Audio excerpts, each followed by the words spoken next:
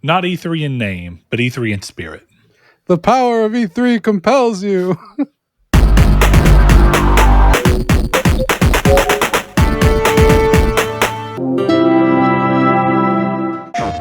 And Jeff Keighley, amen. Hello and welcome to Triangle Square, the PlayStation Podcast. I'm your host, Brett Beck, and alongside me, being compelled by the power of E3 is one Mr. Chris Figs. Chris, we've talked plenty today, but you know what we actually have not done? I have not asked you how you are and how you've been.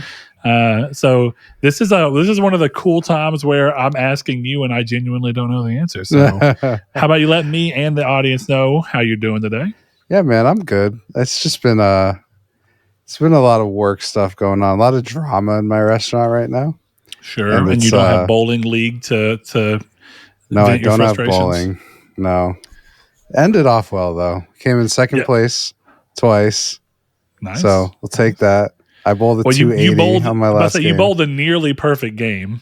Yeah, that was pretty sick. Very stressful, especially because you're up there and I'm on that last shot and I'm like, oh, I know I've been perfect this whole time and I'm up there like fucking shivering, like trying to throw this ball, pulled it off, hit a strike, But then it's like you look in hindsight and people who, if you bowl, this. Maybe you don't bowl as well as I do, but you understand the fundamentals of bowling, and like. So the one I missed, it was a 9 that hit the pocket. It just didn't fall. So it was like I threw 13 perfect shots and just happened to miss one right at the beginning of the game. So you're not thinking about it at all. But yeah, but it's still a strike. I mean, it's still a spare. Yeah, amongst all the strikes, that's a pretty cool picture all the same. No, it's not bad. That picture is immediately less cool if it's just a 9 and a 0 for that frame. You know what I mean? 100%. It's like it's a significantly worse score, all this kind of stuff. But it was really cool. Bowled a 147 the game after, so like bowling comes in waves. I guess that would have taken 19 points off your score, huh?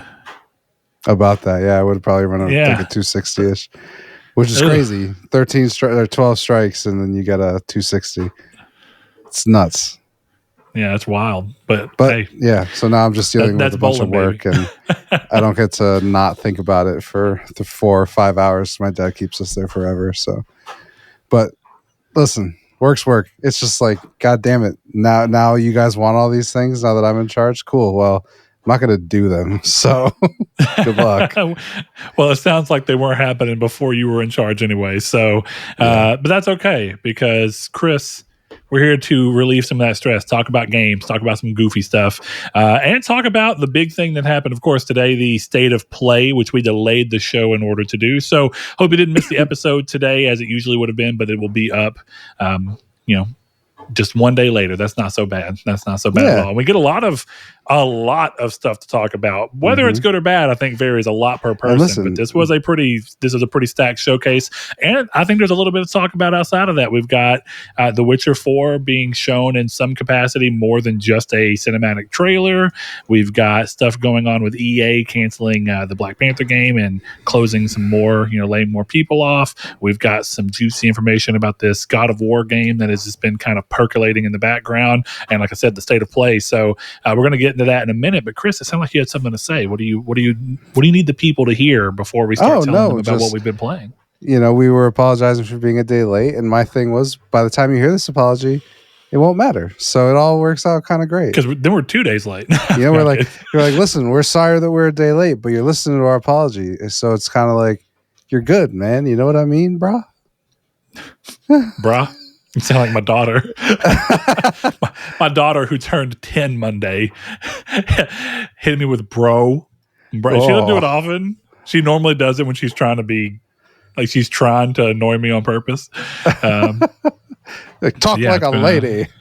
It's been a good time. So it's been a fun week, though. Your kid turning 10's I feel older. I won't say I feel old, because I do think there's something about saying that 31. I'll be 32 on the 11th. So it's coming up. That's next Wednesday. Happy birthday.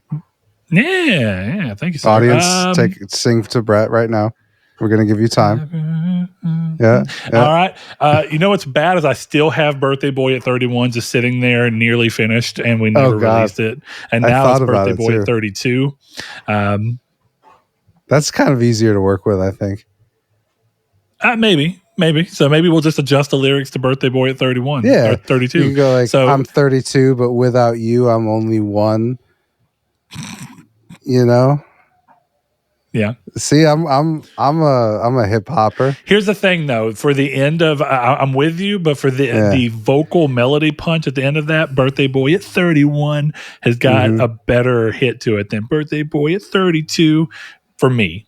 I think it just phonetically sounds out better. So, but we'll see. Who knows? I don't know what I would Casey do and I as a birthday boy at 32. At 32. See, well, Chris, this is your chance to come back around and write the lyrics that you never got around to writing the first time around. So, believe it or not, some of them lyrics are so much harder than the other stuff that I write. I can write 30,000 words in a week, but I can't write song lyrics.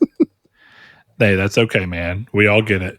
With that in mind, though, the Casey and I are writing music again. We're starting to record stuff. So who knows? My kitchen went crazy. They were like, "Oh, this is pretty good." I'm like, "Yeah, this is my boy's song." We listened to it again, and they're like, "Oh, this is great." And then Creed came back on the playlist, but. Oh, Creed! Dude. If I got followed up by Creed, that's a great moment for me. You're in rarefied air because it's like we've got Shrezzers, who is now a staple of the kitchen. Sleep Token is a staple of the kitchen, and then your song gets thrown in, and every once in a while. So see, now what I need you to do is throw on the full Obsidian 2020 EP Reflections and let them hear all that and see what they think. Okay, right after Sleep Token, we'll listen to that.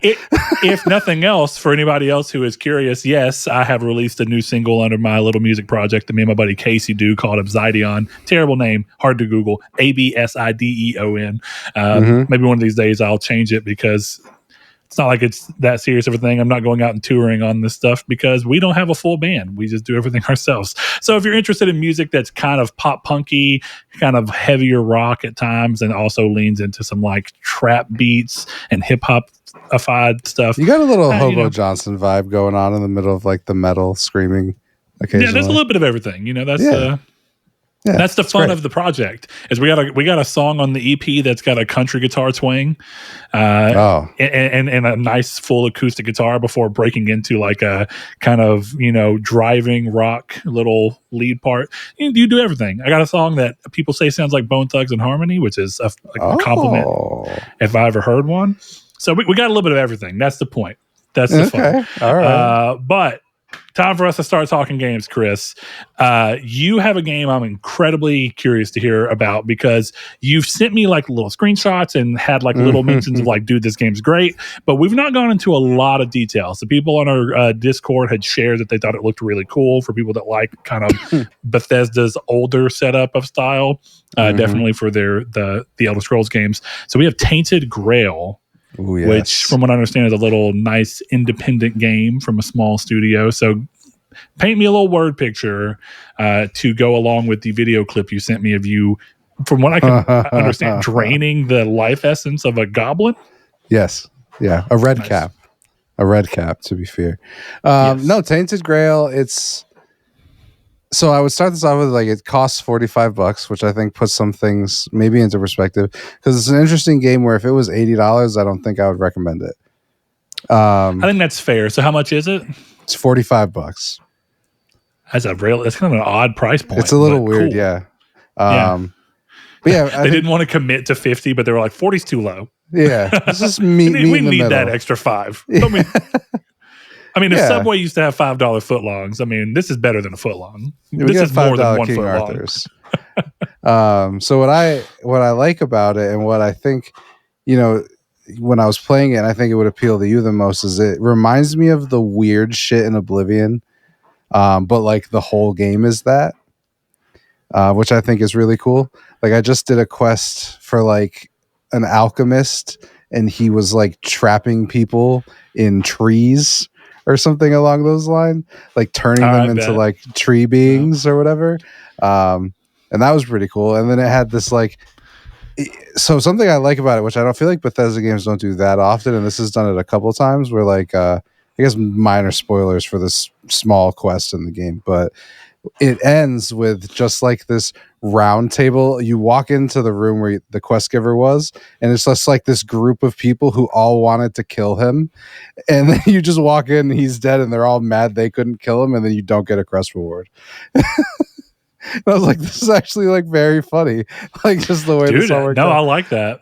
That's the thing is like, I think that was more prevalent back in games like Morrowind, where they were more willing to let you kill off NPCs and stuff. That's one of the things, like in Bethesda's quest to try and get everybody liking liking RPGs, which is a great quest to have. And in a way, it's cool because they still kept a lot of what makes their games theirs while made them easier for bigger groups of people to play. I think there is generally a reason why Skyrim blew the fuck up and Oblivion comparatively was a pretty small title. Now, Oblivion Remastered has done incredibly well, and it surpassed Oblivion's original sales pretty quickly, which is awesome to see. It means a lot of people are coming into it. But even then, I think the people who are enjoying Oblivion Remastered can only really do so. Some can only do so because Skyrim was able to ease them into this style, and then they can play the other way around. So in a weird way, playing Bethesda games backwards might actually make you appreciate them more if you start with the ones that are more accessible if you've never played one. Now, if you've played Morrowind and then Oblivion comes out, you're like, neat. And then Skyrim comes out, you're like, cool, this is great. But all the same, it was funny when you sent me that video of you fighting the Red Cap. It's very Oblivion coded, obviously, but more importantly, I got vibes of, I don't know if you've spent much time looking into it, but this weird hidden, supposed to be in there, but I don't even know if it's actually in the game mechanic of the Goblin Wars in Oblivion. It reminded me of that. I don't know why. That's just the vibe I got from it. So, but that's awesome. It feels very much like my type of game, but I'm assuming it's at least semi-open world, correct? It is semi-open straight up open world. But or is it kind of like hub worlds? It's hub. Like there's 3 areas that you like use a loading screen to cross into, basically. I'm good with that because I mean that's how. I cannot believe I'm skipping out on the name in my head right now. I love it. Spiders, Greedfall. That's how Greedfall is. Greedfall, yep. And I have zero problems with that. I think it makes the areas more interesting because they can actually they can go like, well, this is the boundary of this. This is what we're doing. And I think they're better used. And I have a lot to say about open world game design because I'm playing an open world game that is designed very different than a lot of them. Sometimes very similarly, but so hub world, that's cool. Or like hub areas, that's cool. Like that. So the basic pitch is that you imagine like, Arkham Knight, the Joker. Imagine that, but with King Arthur, and that's what this game is. And you're going to resurrect King Arthur. Like that's the quest it sends you on. There's different ways it goes about. I'm assuming the ending is going to be like a binary choice, unless I have a secret ending of do I let King Arthur live or do I try and kill him? Like that's where it seems like it's going. But so far it's just cool. It's like characters I know like tangentially, like Merlin and Galahad. Like I've met these characters and they're just like very cool characters. The Galahad's portrayed as this like psychopath, which I think is pretty cool. So yeah, I mean, so it's that kind of fantasy. It's not like Skyrim is like fantasy kind of. It's like because to me it's always felt like the real world wearing a fantasy skin, not like a fantasy game. I think that's fair, and I think Oblivion feels decidedly more fantasy, and this seems like it feels even more fantasy than Oblivion. Yeah, well, it's like in this one, you go into the second area, and I won't say anything about what the area is, but when you're walking around, the ghost of a like a male deer, a buck, is just going across the sky. It's small stuff like that, like. Trees will attack you and like poison you just out in the wilderness. So we're talking like Fable. Oh yeah, it's weird. It's weird. Like it's cool and it's weird. Fable's even its own weird sense of it's interesting though, like especially with the marathon stuff going on about plagiarism. Some of this game just is Skyrim. Like it's just like it's kind of crazy. This is where some of what I was trying to point at last week, and I didn't get super into it, but it was floating around in my head with all these things, is that sometimes I think art gets really weird because I think there are people that get really like, you just can't use anything from other art, like even conceptually. And I think as an artist, that's just kind of crazy because I think there's a reason you can see that similar things happen. Like, we can talk about it a little bit more in a bit, but do you notice that there's like a lot of pirate ship combat games that have been happening over the past 10 years? Like everybody wants to make a pirate ship combat game. Well, it's because everyone gassed up a mediocre Assassin's Creed game. And now I'm going to have to deal with the remake coming out this year. And maybe sometimes it's because publishers are pushing them, but I think there are people that just wanted to make that type of game and they've been trying to work on it and they're just now coming around. It's kind of like how movies of similar things come out around the same time. And it's like, oh, those are kind of similar ideas. It's just because people get inspired by similar things and then they go and make their own thing on it. And I guess my big point is I have zero problems with a game like Tainted Grail just being very Bethesda inspired because it's still its own thing. It's wearing its inspiration really on its sleeve. And I go towards that like, I'm not saying that's what you're saying, but my point about plagiarism in general gets really difficult in certain things because some art, it's a fine line. I guess that's kind of what it is. And it's a slightly different line for everybody. But I feel like all art is just iterating on ideas that someone else introduced in something. And then you're just kind of going along. Definitely Arthurian legend. I mean, specifically in this, the sneak icon is the exact same one from Skyrim. It's like stuff like that. The lock picking is the same, That's unfortunate. I like the lock picking in Oblivion a whole lot. I'll tell you, Skyrim's lock picking day one. I was like, this is pretty neat because it is like you're having to spin these things around to find the sweet spot. But Oblivion's lock picking is good like 10 times, and then it's really obnoxious to do 120 more times. I think that's true of Skyrim too, though. I think the problem is the lock picking in games is kind of, it gets to a point where you're like, I'm not even thinking about this. I'm just doing it. Yeah, but it's easier and it doesn't matter. I just think it's, when you play this one, there's very much like a lot of stuff that's like not recognizable in a gameplay sense, but recognizable in this is the UI from, Yeah. And that's where like when I was talking about like when I was playing sneaking and I'm like, oh, the eye is closed when they can't see me and then it's open and there's the same dashes and it says detected and it's like, okay, so this is the same system. And I don't necessarily think that's a problem. Like you're not, it's not like you're like the difference with Marathon is that they straight up like are copying art, whereas this is just like, this works. It's kind of like how, people got mad about the Nemesis system patent because it's like, well, now we can't even do anything close to it, Mm-hmm. So, the mechanic is fine. Obviously, it needs a stealth mechanic. But regardless of it, I think the combat is really good. I think the only thing that if you bought this game, you might be frustrated about is like, it just doesn't look great. It looks fine, Yeah.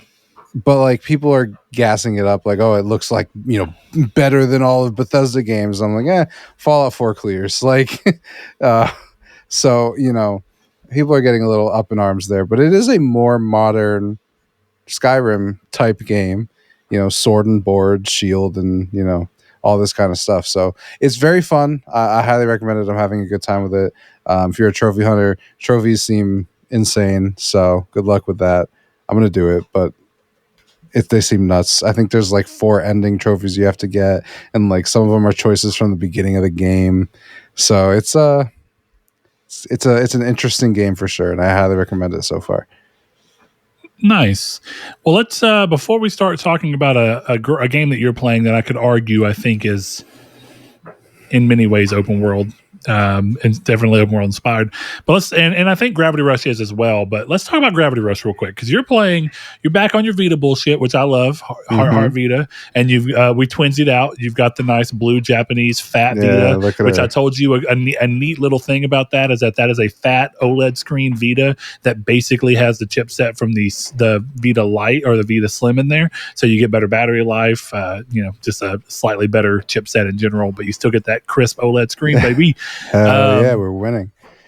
So first and No. foremost, what kind of pulled you back to Vita? Just because I thought it was interesting, and I know you've kind of told me, but I'm curious about hearing a bit more about it. And secondarily, why Gravity Rush? So it was one of these things where like I pulled out my Vita and it just wouldn't work. I was trying to get it to start. It would charge and it would have the like orange light, but it just wouldn't turn back on. So then I'm like, did you ever change the battery just out of curiosity as to whether that was a thing? Because even though the battery says it's charging, sometimes that's still the issue. Well, it wasn't puffed or anything when I opened it because I ended up opening up the Vita, unplugging the battery and then plugging it back in, and that was just to throw it out there. My brother's was dead like that, and it was still not puffed. It was just bad battery. Yeah, so, I mean, if you still have the red Vita, you might consider replacing the battery. Well, the problem with the red Vita is that I was reading online about ways to do it, and I was disconnecting the battery, and eventually it just disconnected from the circuit board. And I was like, "Well, this thing's just dead." So I tossed it. I bought this one, and it was just a matter of like I wanted something. I like having a Vita. You know, there's a lot of games I like that are fun to play on there. Sure. You know, it's just another trophy resource realistically, and like. I missed playing mine, and there's some good stuff on there. So I ended up picking this one. And the biggest reason that I chose Gravity Rush is because I launched like 20 other games and none of them really stuck. And then I was like playing Gravity Rush. And I'm like, oh, this is pretty fun. And then you're like, now I'm like 7 chapters in. And I'm like, well, now I'm just playing Gravity Rush. Like I'm in it. So it's fine. I guess I've never thought about this. Have you played Gravity Rush before? This is the farthest I've ever gotten, but I've gotten part through the game. Like basically I would like set up the house, the tunnel, and then that was it. That was where I would stop. And this time I'm like past that, which leads me to something I find very funny about Gravity Rush, where like the way that the game is like there's one scene where you're taking this guy back to his son at the like graffiti door or whatever. And you could just walk there, and instead the game is like, no, pick up this random man, fly through the air, and then drop him off at his kid's feet. Like, this is just ridiculous. But like it made me laugh because the game in a lot of ways like acknowledges it, because the guy's like, oh, this is so weird. But then like when you're halfway to the kid, he's like, I'm kind of getting used to this. This is kind of fun. I'm like, why didn't you guys just walk? It's like 100 meters away.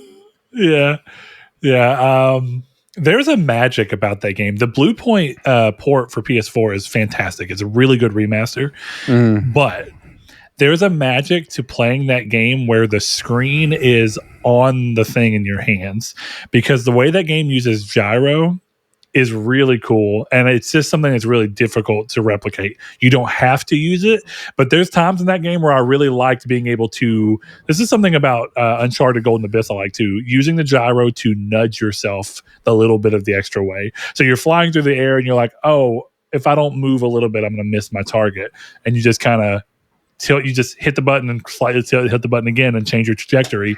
And I love that. It's something that they try to recreate it with the PS4's DualSense and 6-axis stuff, but it's not the same because the screen is not mounted to the thing that you're tilting, and that changes the way. Because I've always thought, man, it's really unfortunate that gyro aiming is not in more stuff, but realistically, unless it's a slab console like a Switch or something, where the screen is in your hand, it's not as natural feeling. There's no way to describe it, but like if I pull out Uncharted Golden Abyss, you're aiming and you're like, a little flick up would get me perfectly to the headshot, and I'd get to where I was getting to where I was aiming up, and then the last little bit I'd flick and hit the button and bam, headshot. And that shit is so satisfying, and I don't think that you can actually pull that off in the same way on a PS5, and that's unfortunate. It's funny you say that because like I hate the gyro. Yeah, I guess it's like what there's always a thing between, is it a feature or is it a gimmick, right? Well, it's the only part about it that I don't like, because the only time I use it is it like forces itself into the cutscenes, and it's if you've played the game, you know it's in like this comic book presentation for the cutscenes, and like I'll just be holding it in my hand, and then suddenly it's like turned halfway across the page, and I can't see what's going on. But if I put the PS Vita level again, it's not level. That I don't like. I don't like how it would like fuck with the scene of the comic book or whatever.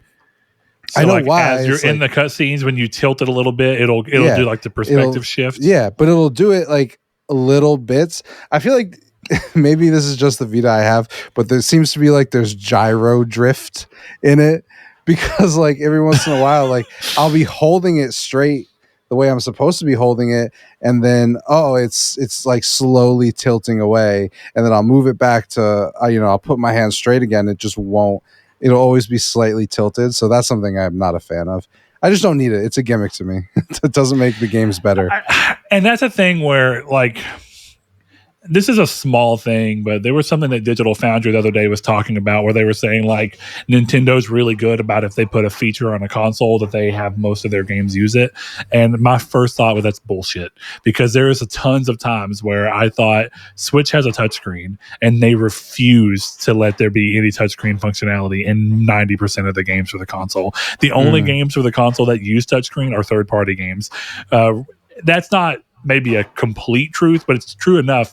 Because I always thought that Pokemon handled really well with touchscreen controls, even though you didn't have to. So I wouldn't use it for like combat, but like being able to rearrange the order of your Pokemon by just grabbing the one and sliding it to the position that you want, great.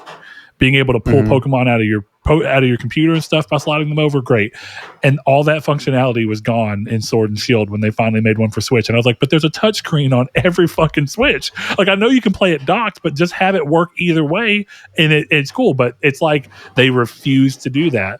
And one of the things I like about Vita is that that actually is one of the things where they put the touchpad and they put the touch screen and the camera, and most games found a way to use most of those features. And I always thought that was cool. I like that, but I get it. It is a fine line between gimmick and feature.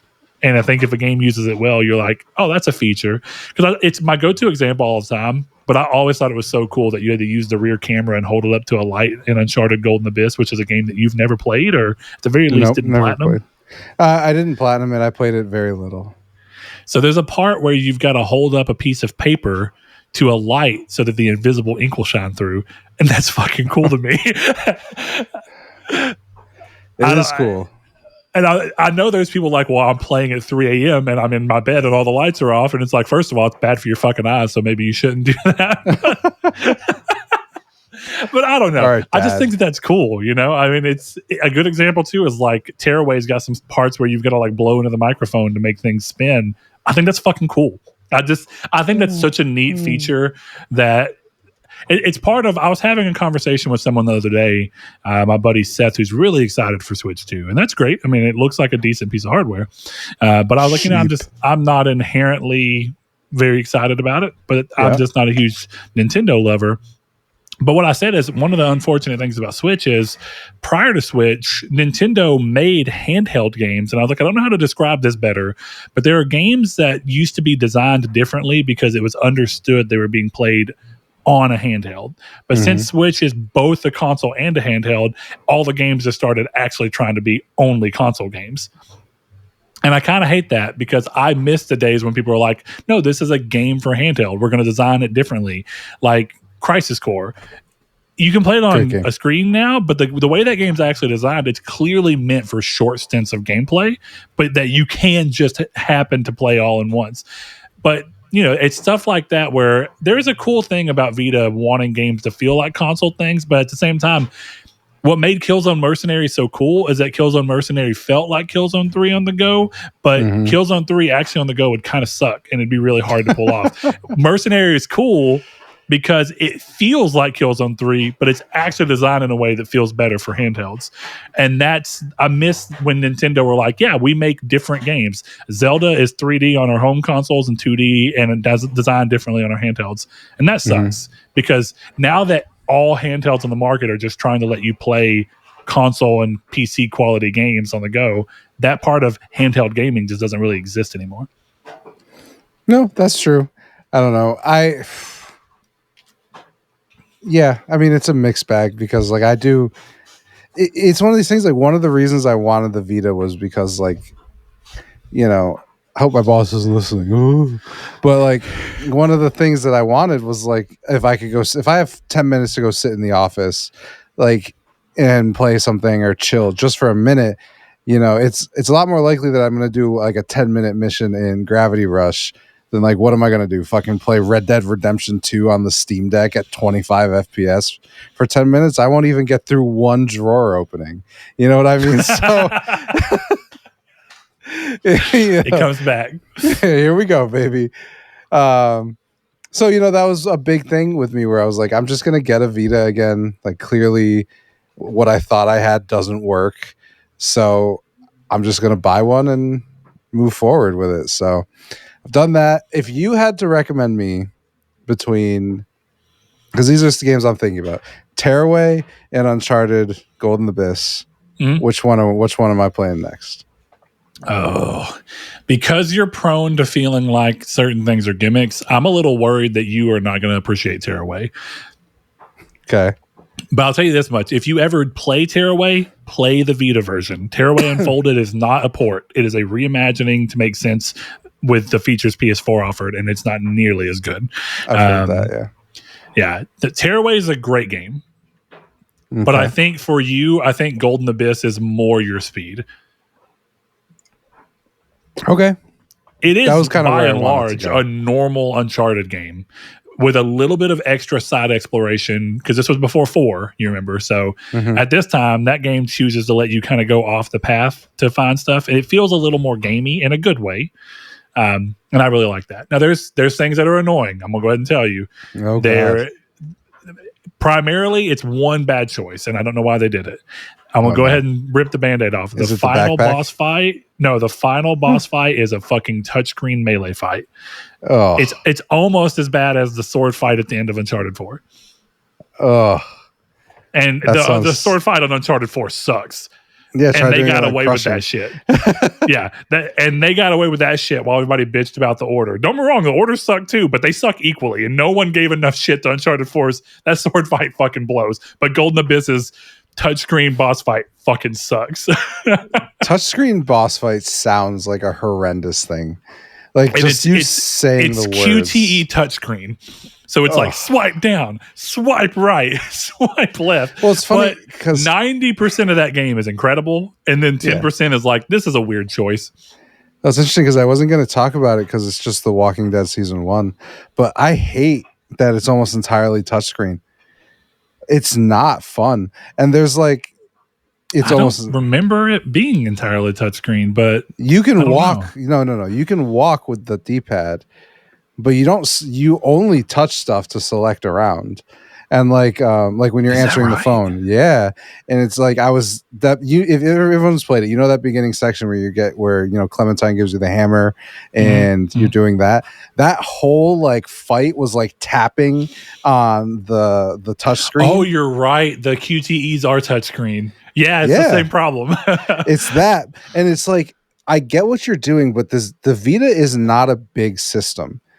So I'm Portuguese. I got fat fingers, okay, and I'm trying to hit this thing, and I kept failing it, and I wasn't sure why, and because it would never get to the end, and it would always just kind of expand like this. So I'm assuming that I just can't see a button input, and I'm like holding the Vita like upside down and like trying to touch this thing. I'm like, this sucks. Why can't I just hit X a bunch? Why can't I just do that? Yeah, you're right. I forgot about that. That's not great.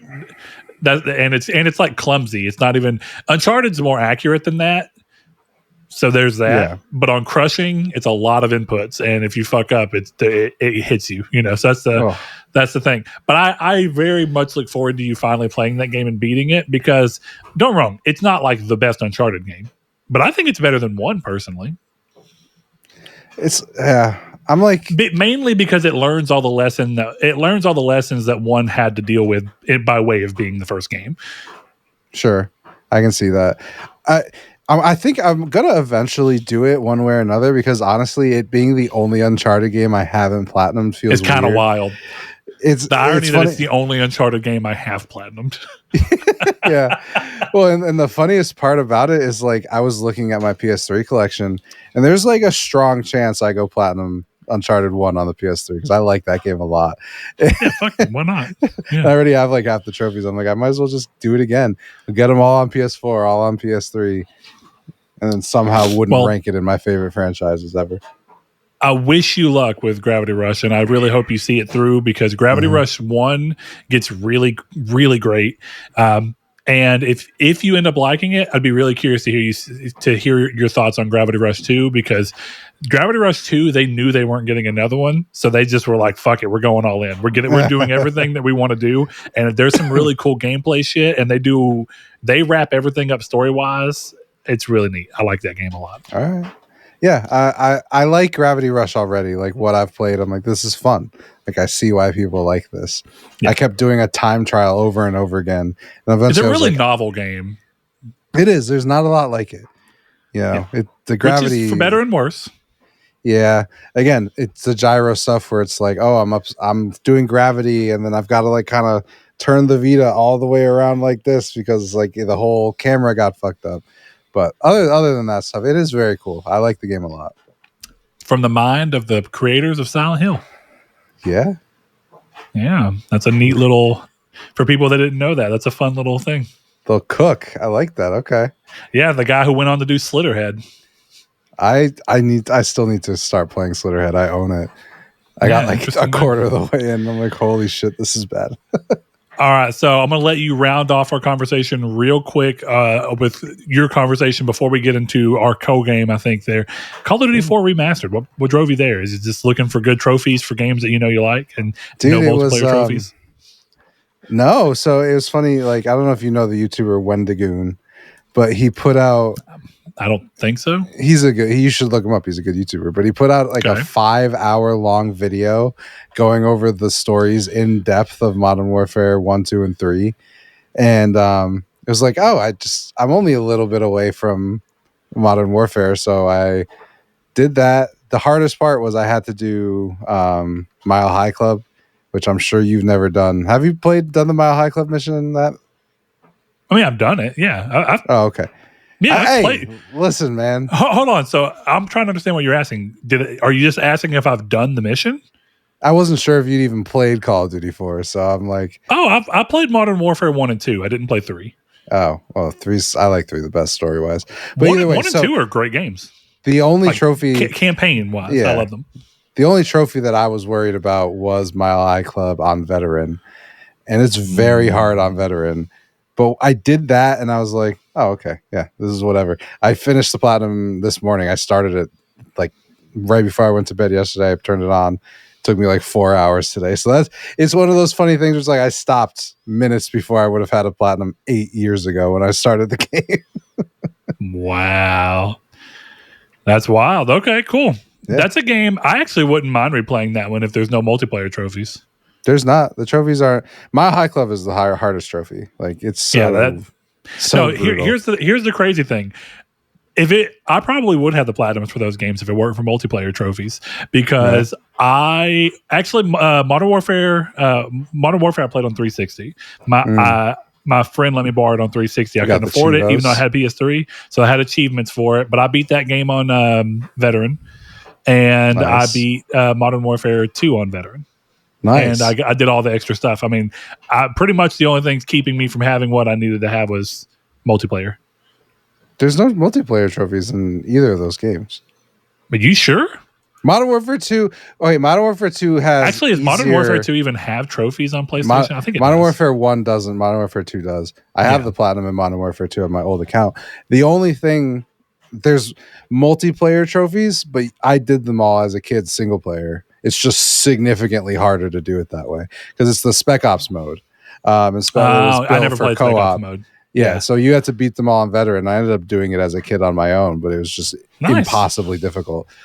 I think there's like one or two trophies you have to do online because it's like people raising you up or whatever. But like I could do that for you if you wanted to. So, dude, those types of trophies I get like for games like Little Big Planet. I know why they're there because like the whole basis of the games are play, create, share. But I fucking hate those trophies. Mm-hmm. Worst part about getting the Mod Nation Racers road trip platinum. Yeah, but it's worth it, man. You're like a 1%er in that one. Yeah, less than 1%. Is it really less than? Yeah, I think it's 0.89 or something. It's pretty crazy. Damn. Interesting fact here. It took me 8 years, 7 months to platinum Modern Warfare Remastered. Dude, that's probably less time, I think, than or maybe similar time to my Infamous. I think my Infamous one's 10 years. Mm-hmm. My Infamous 2, not Infamous 1. Infamous 1, I was pretty quick. I have a couple with like decades. I think Fallout 3 is a decade. That's great. Damn, I love depressing. That. Yeah, it's cool. That's it's really cool to do though. That. Yeah, Fallout 3, 10 years, 2 months is how long it took me to platinum that game. All right, so you've been talking for a bit. I'm going to break it up before you get into talking about your final game, and I'm going to talk about Days Gone. I've been playing Days Gone Remastered because, as we talked about last week, my plan to play Forza Horizon 5 and that take up a significant chunk of my time did not come to fruition. I have still yet to feel the urge to boot that game up. It is still on my console. I am heavily debating deleting it the moment that I need room. I deleted it already. But it's hanging in there right now. And it's still, because I only play one game at a time, so it's still right behind Days Gone in my home screen. And it just sits there untouched. But, so Days Gone, I've always said I love the game. I stand by that game starts really rough. And I know that what they're going for is that the only way Deacon's story arc works is if you have time with him not being the person who he becomes, and enough for you to start being like, just do the right thing, Deacon, you piece of shit. And then you feel good when he does. But it's a bold choice for a game. Secondarily, the remaster, I think the PS4 version on PS5 probably is a more stable and less buggy game than the remaster. I'm a little surprised. I had a number of bad spots on the remaster. Similar problems to what I had at launch with Days Gone were happening, where I rode into an area and all the trees are just 2D cards and don't have any texture, and all the buildings go away, and I could not do the quest because even though I was at the quest marker, it was just a hill with like smushy grass textures that didn't even exist, really. I have a screenshot. And I was just like, wow.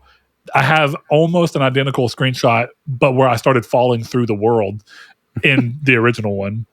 Like Deacon just in there, like fucking waving his arms. But so that didn't happen. But I had to close the entire game and restart it to fix it because it's an Unreal Engine game. And just like in Oblivion, if your system is on and running that game too long, and since I play one game at a time, my system's on sleep mode, and technically this game is running for 30 hours and without a break.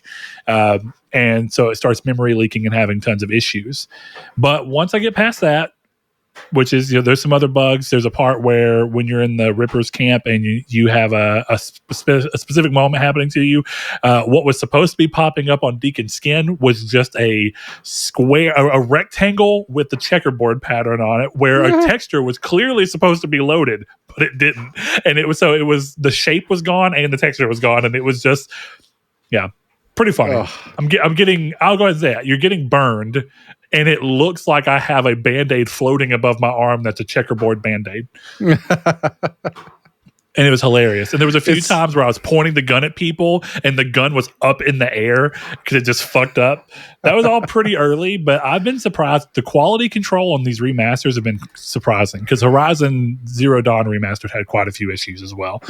That I don't know how if you're remastering a game that's been patched to death, how do you fuck up and have a...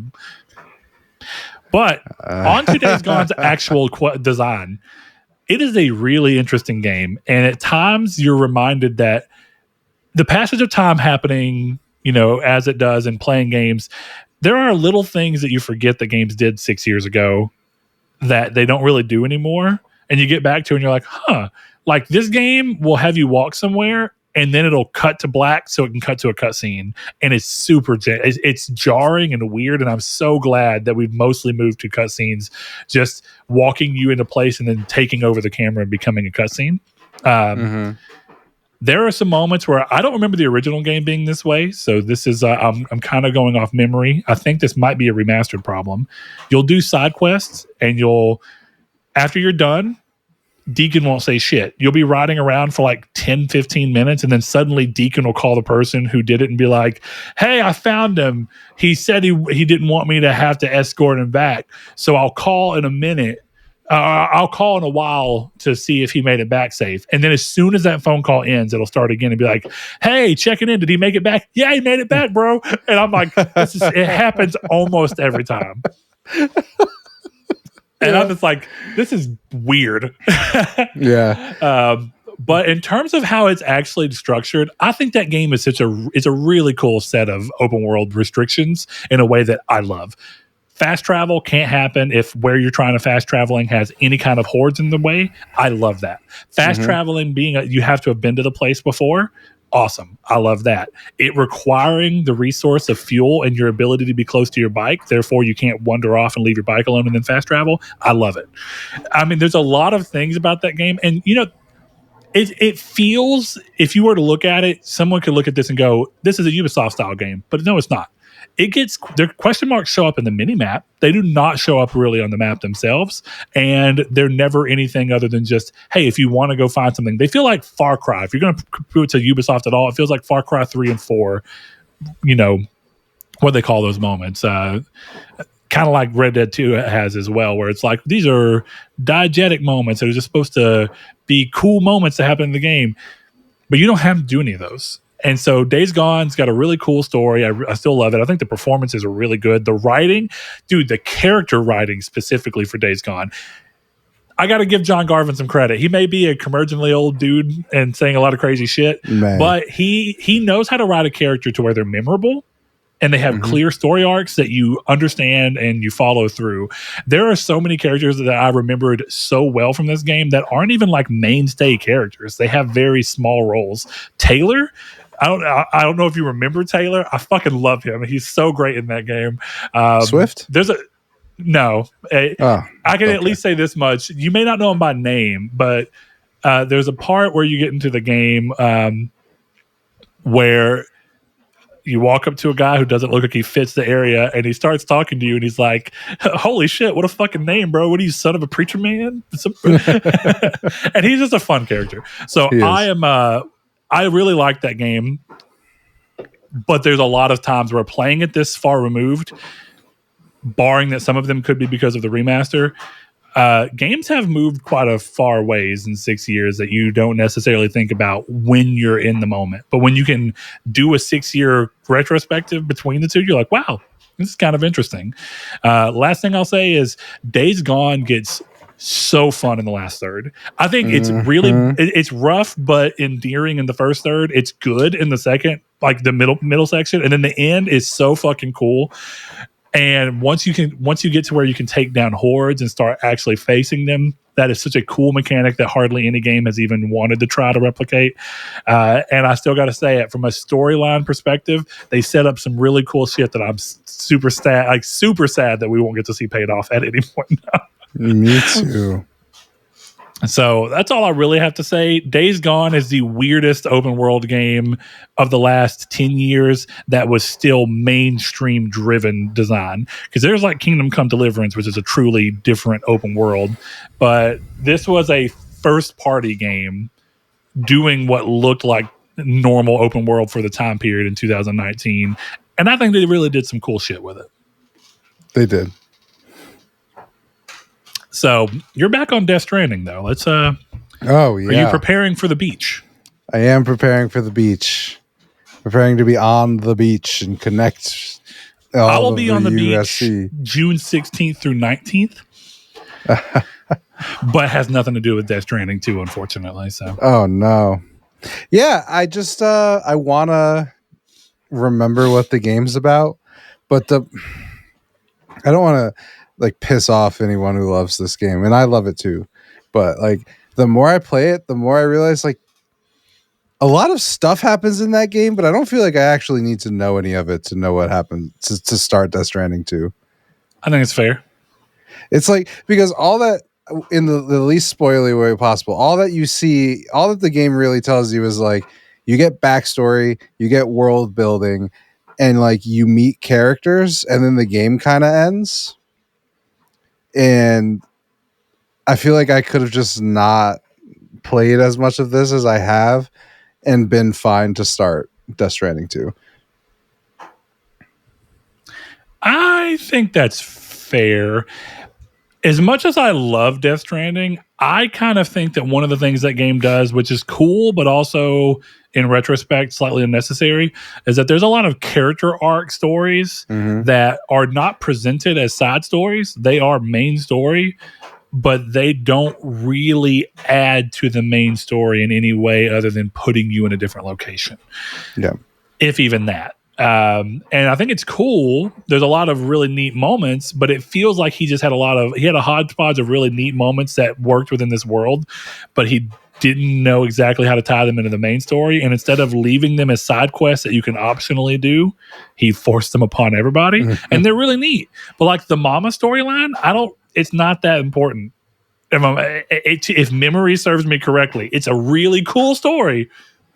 Doesn't really matter for what happens towards the main plot. It's a perfect example of what I think that Death Stranding 1 is, and I hope happens with Death Stranding 2 and 3 if there is a third.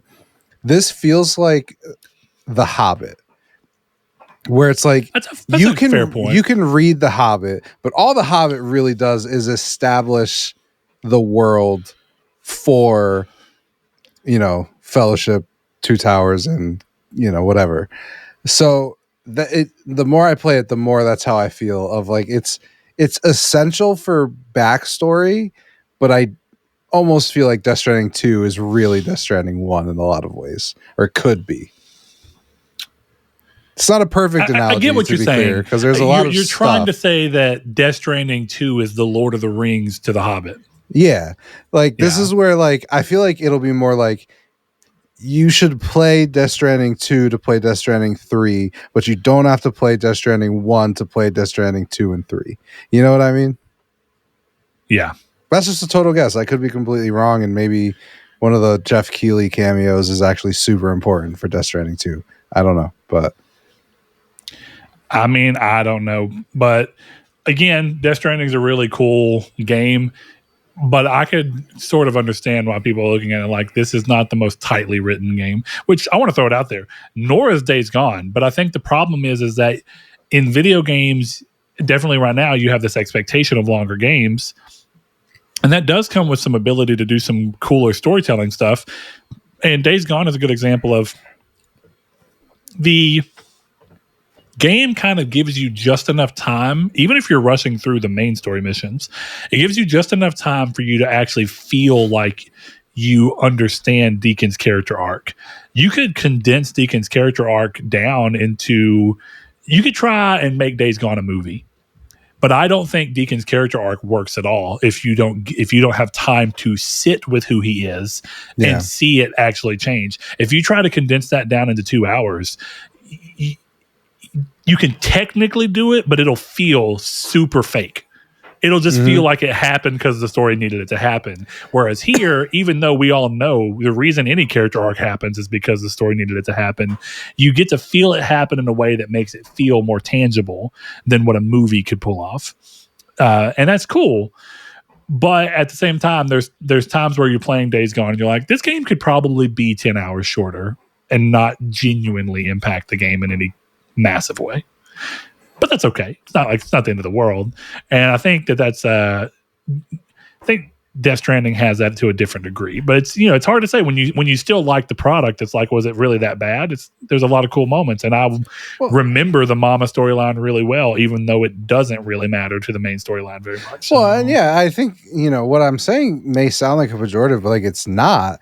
It's more just like, I'm not sure if I really need to spend 100 hours with Death Stranding 1 again, because the more I play it, the more I'm like, I remember like moments that are important. I feel like you remember what you need to remember for Death Stranding 2, if I'm being honest.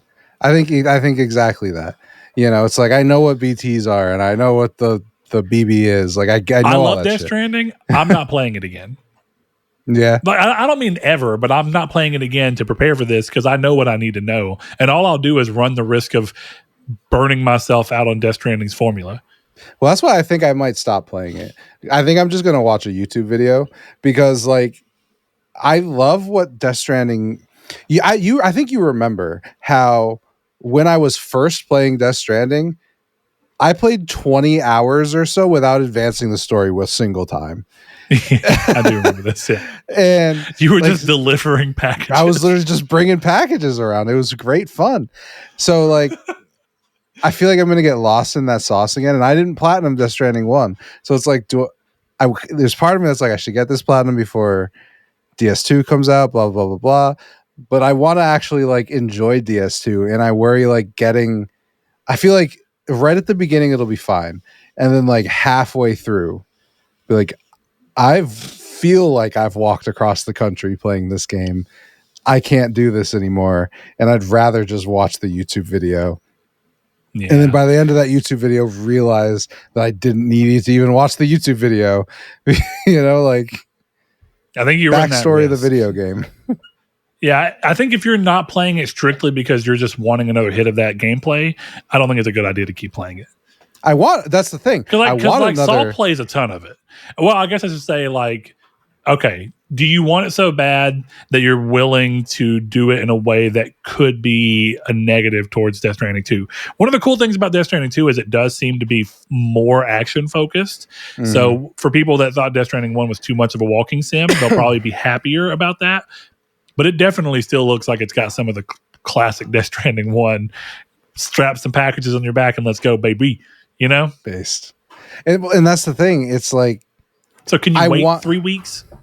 Well, that's exactly what I was going to say. I want another hit of it, but I'm about to get a brand new strain in 3 weeks. Like, I think I'm just going to wait for the new shit. You know? Like, I don't need that old shit. You know what I mean? So... Yeah, because like Saul plays Death Stranding a lot. Mm-hmm. And my buddy Seth just played Death Stranding for the first time and was like head over heels for it. And I think that game's a really good first impression game. And I think if you really like it, you can go back and play it and enjoy it. But I don't think that that's a game that hits as hard the second or third time, if I'm being real. I could be wrong because I haven't played it a second or third time. But that's just because, to the game's credit, I don't feel the need to, because I remember most of the game, if I'm being honest. And I definitely remember the parts that matter. Definitely the parts that they're referencing in everything they've shown for Death Stranding 2 so far. Yeah. So I'll probably drop that, commit to Tainted Grail. I beat another Balatro Gold Stake, so that's there too. But my God, look at that golf clap. Dude, there's a part of me that just wants to never talk about it again, and then one of these days just like have a shirt platinum that has like, I platinumed Balatro on this day. Like the running shirt we did for your parents. Yes, exactly. Make you a custom, like my custom Concord's death shirt. Yeah. Although I feel like I can't have you do it because part of the surprise is showing you that I did it. So you're gonna have to put me in contact with someone from your company who can do the same thing as you, but and then I'll know. Damn it. But yeah, it's getting there. Well, look, man, I think we're at a good spot. There's lots of cool stuff going on game-wise. I am at a point where I am kind of like, why am I playing old games? Because like I came off of Oblivion Remastered to Forza. Forza didn't work on with the Days Gone Remastered. So my last month of gaming has almost entirely been old games. Yeah, play Tainted Grail right now. I want to play something new, but I'm a little worried about jumping into yet another open world. That's fair. So I don't know what I'm playing next, and that really puts me in a rough spot because I thought by now I'd be playing Lost Soul Aside. That got delayed, so not happening. So yeah, Lost Soul Aside was supposed to be my game until Death Stranding. Oof. Yeah, that's not good. Yeah. So I'm piecing together what the fuck I want to do next, and I'll just have to figure out what the hell it's going to be. Dude, you know what? I'm just going to say you should play the Call of Duty campaigns. You should just play 1, 2. I'll mail you 3. So then by the time you finish 1 and 2, you can finish 3. And then that'll bring you right to Death Stranding, bro. Maybe it will. I'm telling you, it will. That's like 30 hours of game. Did they remaster Modern Warfare 2's campaign? Yeah. Yep. Fuck yeah.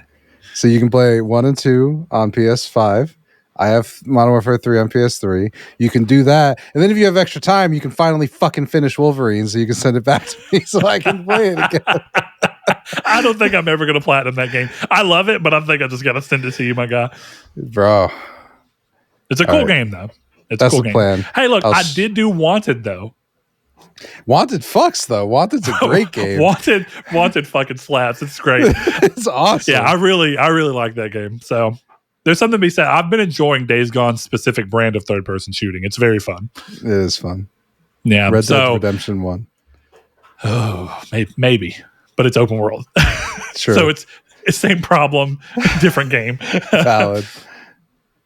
All right, look, let's scooch into the news because we have a couple of things I want to talk about before we get into our state of play thing. And state of play is dense enough on its own. So let's quickly move through these 3 little news points. First thing up, and I think it's the thing we're probably going to talk the most about, or at least that I have the most to say about, The Witcher 4 tech demo. So during an Unreal's recent State of Unreal, showcasing such an original name, State of Play, State of Unreal. Oh, well. Anyway, showcasing tech and improvements for Unreal Engine 5, CD Projekt Red showcased a technical demo, quote, set in the world of The Witcher 4. Getting racist to white people, Chris. I'm sorry. What is playing out of my phone? What are you doing, my guy? Lord. Are you trying to say something to me? I was clicking off of Twitter that was popped up on my phone. I guess I started a video. I apologize for whatever Ben Shapiro slop. Well, don't apologize. Feed. Now you're making it look like I'm expressing power over you. Stop. Well, I am a minority. You are always, showing power, considering you are the host. I am following your lead. Damn, I did let you host that one time though. That's the equivalent of I have. That's the equivalent of I have black friends. You gave me a taste of power just so you could take it away. Me and Barack Obama were persecuted by the white man. Chris, can I see your birth certificate? Yeah, it'll say Puerto Rico, which is America. So I win. So I'm good. I'm in the clear. Anyway, so The Witcher 4. My real thing here is that they showcased a vertical slice of what was not the game. And this is where I think the conversation kind of starts at. They showcase different tech that they're doing, nanite foliage, which is a way for them to pull the nanite stuff that they've done for everywhere else in these different games, to where you can take geometry and fully render it without having to go through cards at a distance and then level of detail pulling them up. So it does what nanite did originally. For anybody who doesn't know, the idea for nanite is that you model something once and then the system itself simplifies it as you get further away from it so that you don't have to make multiple models and or a card for far off level of detail. So it's supposed to streamline for game developers and make the game look more consistent because you're not seeing it transition between all these models. Instead, it's gradually transitioning percentage-wise as you get closer to it, which is really cool. They showcased the muscle movement set and how they're doing movement matching for the horse, Kelpie, and Ciri, and they showed that system. They show Ciri walking through like a market in a town and having a little moment, and then they show NPC interactions and all these things. And look, it was really neat. I think it was cool, and it clearly gave you a taste for the way that they're kind of handling their design for The Witcher 4 inherently. But this is where it gets weird. Even though it was technically shown, I think, and Chris, I want to ask your opinion on where you were on this, because I get the feeling from what you put that you might have been in this camp too. When I first saw the clip of the stuff coming from it, they did not go out of their way to say that it was not the Witcher 4 game, even though clearly it's a tech showcase and it was presented in that way, because the game is never going to zoom in and show you removing layers of Kelpie's legs so you can see his muscular system, of course. But I had no reason to think that it wasn't them actually showcasing The Witcher 4. But then afterwards, they kind of went on this little PR thing of like, hey, just so everybody knows, that was not The Witcher 4. It was a tech demo set in the world of The Witcher 4, but not The Witcher 4. Mm-hmm. And I guess my thing when I saw that was, okay, it's good that you said that now, as opposed to not saying it ever and then having the game come out and not be this and people being upset. But I think it was kind of crazy because I feel like from a PR perspective, from a team who saw what happened with Cyberpunk, where I'm sure you remember the infamous 48 minutes of Cyberpunk that came out in 2018, that we learned from people who worked on the game was fake. It was not the game running on anything. It was fake. It was basically CG and video editing to throw together something that looked like gameplay, but was totally not. It was Killzone 2's announced trailer all over again, but just fucking extrapolated to 48 minutes. The bullshots. Yeah, and they never said that wasn't gameplay. That was their real fucking crazy hit there. This to me seems weird that they did not go out of their way to have, as soon as the showcase started, a thing that says, knowing that this is going to be in the public eye, a thing that says this is not representative of The Witcher 4. And just going through, and then I would have had that on screen the entire fucking time if I were them, because I know what they're doing is technically the same thing, but why do it afterwards? If you've had problems in the past, I would be so upfront. This is not The Witcher 4. We don't want to show that. We want to keep that a surprise. We want to show you, like, these are character models you may expect to see. These are ideas we're playing with. This quest line that we're kind of hinting at from Ciri is probably something that'll be in the game, but this is not inherently the game. And I saw a lot of people doing what naturally happens online, sharing it as though it were gameplay of The Witcher 4. And my thing is at the end of the day, CD Projekt Red themselves made the mistake of putting this out there this way. And there are a lot of people who are going to take this as de facto gameplay. And whenever the game comes out, if it's not exactly the stuff on that, it's going to be, this is Watch Dogs all over again. This is Cyberpunk all over again. I think it was a PR slip up, not a failure, but I think it was a PR slip up to damage control after the fact.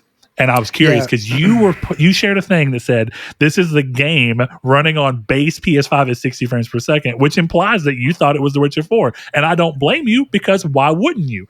The video clips were being shown. Don't say shit to tell you otherwise. Yeah. To be fair, I didn't say it was the game. I did not say that.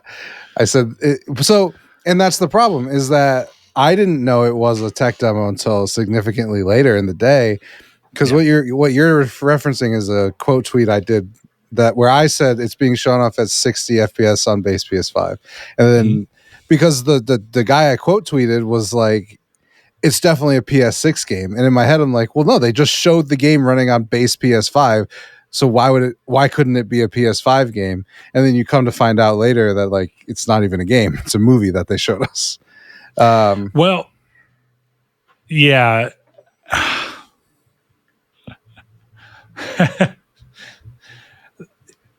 This is something I really feel the need to highlight. Did you see the part? This is why I think this is such a weird PR move. Did you see the part where he's walking through the city and the showcase chooses to picture-in-picture a video of the guy holding a controller? And he's not doing anything on the controller. Nothing that would make you go, oh, this is real. And I remember thinking, if I were the guy with the controller in hand and I knew they were showing it, I would stop pushing the analog stick forward and like show that she stopped moving and then do it. But what's the purpose of that if this isn't meant to be representative of the game? Well, why'd you even show a controller? Because you're not really controlling anything that matters. You're telling us it's real time. Are you just trying to convince us it's real time by showing a controller in hand? I'm sure it was being moved through in real time, but it's not the game. It's just it's a weird choice. It's like that. The opposite of when they were showing off Final Fantasy 16, and then they're doing gameplay, and they're just swinging Clive around and like, no, I'm playing the fucking game. Leave us alone.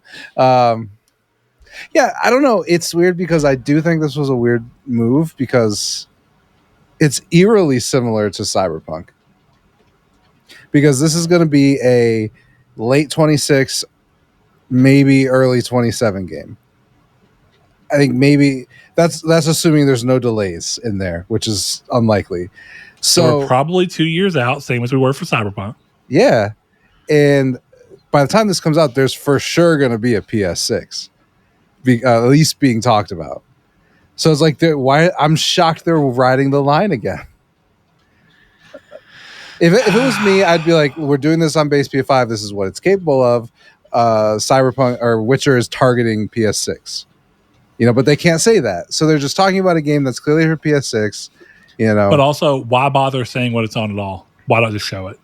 And I guess that's my thing. And the reality is this game will be cross-platform. Did you know why they this showed game it? will be cross-generation. Yeah. They showed it because Sony owns a part of Unreal.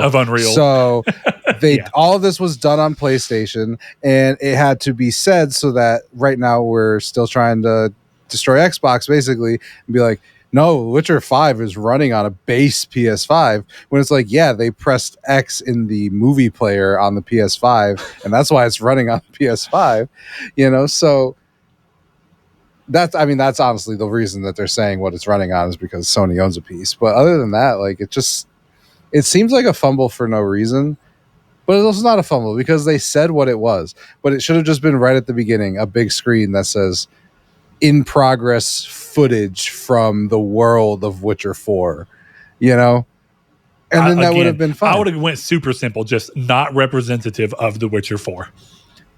And I know technically it is, but they even said it themselves. It's not the game. It's only part of the world. So just say, listen, all this is tech that we're using, but this is not exactly how it's going to be looking or implemented in the final game. And that's what I don't get. It's like, why did you even show me that? Like, it's cool. I get that they're showing. I get that people are going to be like, oh, cool. Maybe we feel better about developing open world games than Unreal because working with CD Projekt Red is solving some of these issues.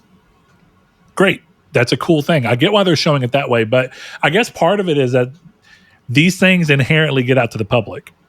Yeah. If this was completely behind closed doors and people couldn't share it or talk about it, that'd be one thing. You can show it however you want to show it at that point because everyone that's there probably understands that this is just for technical showcases of different things that they're trying to work on.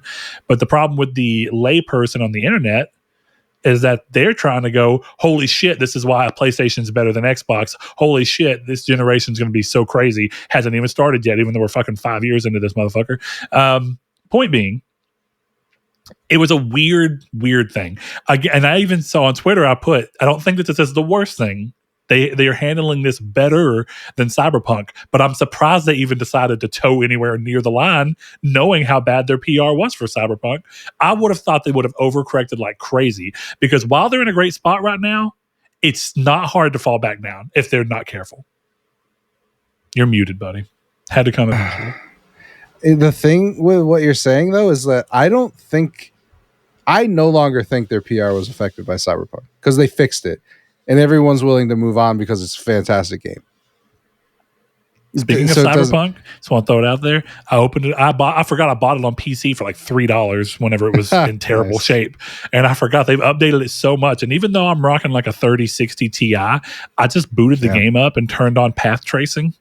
Mm-hmm. Just because I didn't even know that it was capable on my 3060 Ti. It doesn't run well, but it runs at 30 frames per second. And it looks kind of fucking crazy. 30 frames per second at 1080p. But I had ray tracing, path tracing, everything turned on, and I was like, whoa, shit. I turned path tracing off and had some pretty high settings for ray tracing, and that game was running at 63 frames on average, looking pretty crisp. So, yeah, at the end of the day, you got to call it what it is. I mean, it's probably turned around. It's probably a top 3 PS4, top 3 PS5 game. Like, I think I would have to say, like, of all the games that are out on this console, it's like Silent Hill 2, Cyberpunk. What's the third? Do I go Fortnite? Like, it's Fortnite? I don't know what else would go there. But, I mean, I think Fortnite's Game of the Year every year. So it doesn't really matter. Your point stands for it. So, I don't have too much more to say to this other than that this felt like a weird PR move. Yeah. I'm excited. Why risk it whenever people can be fickle?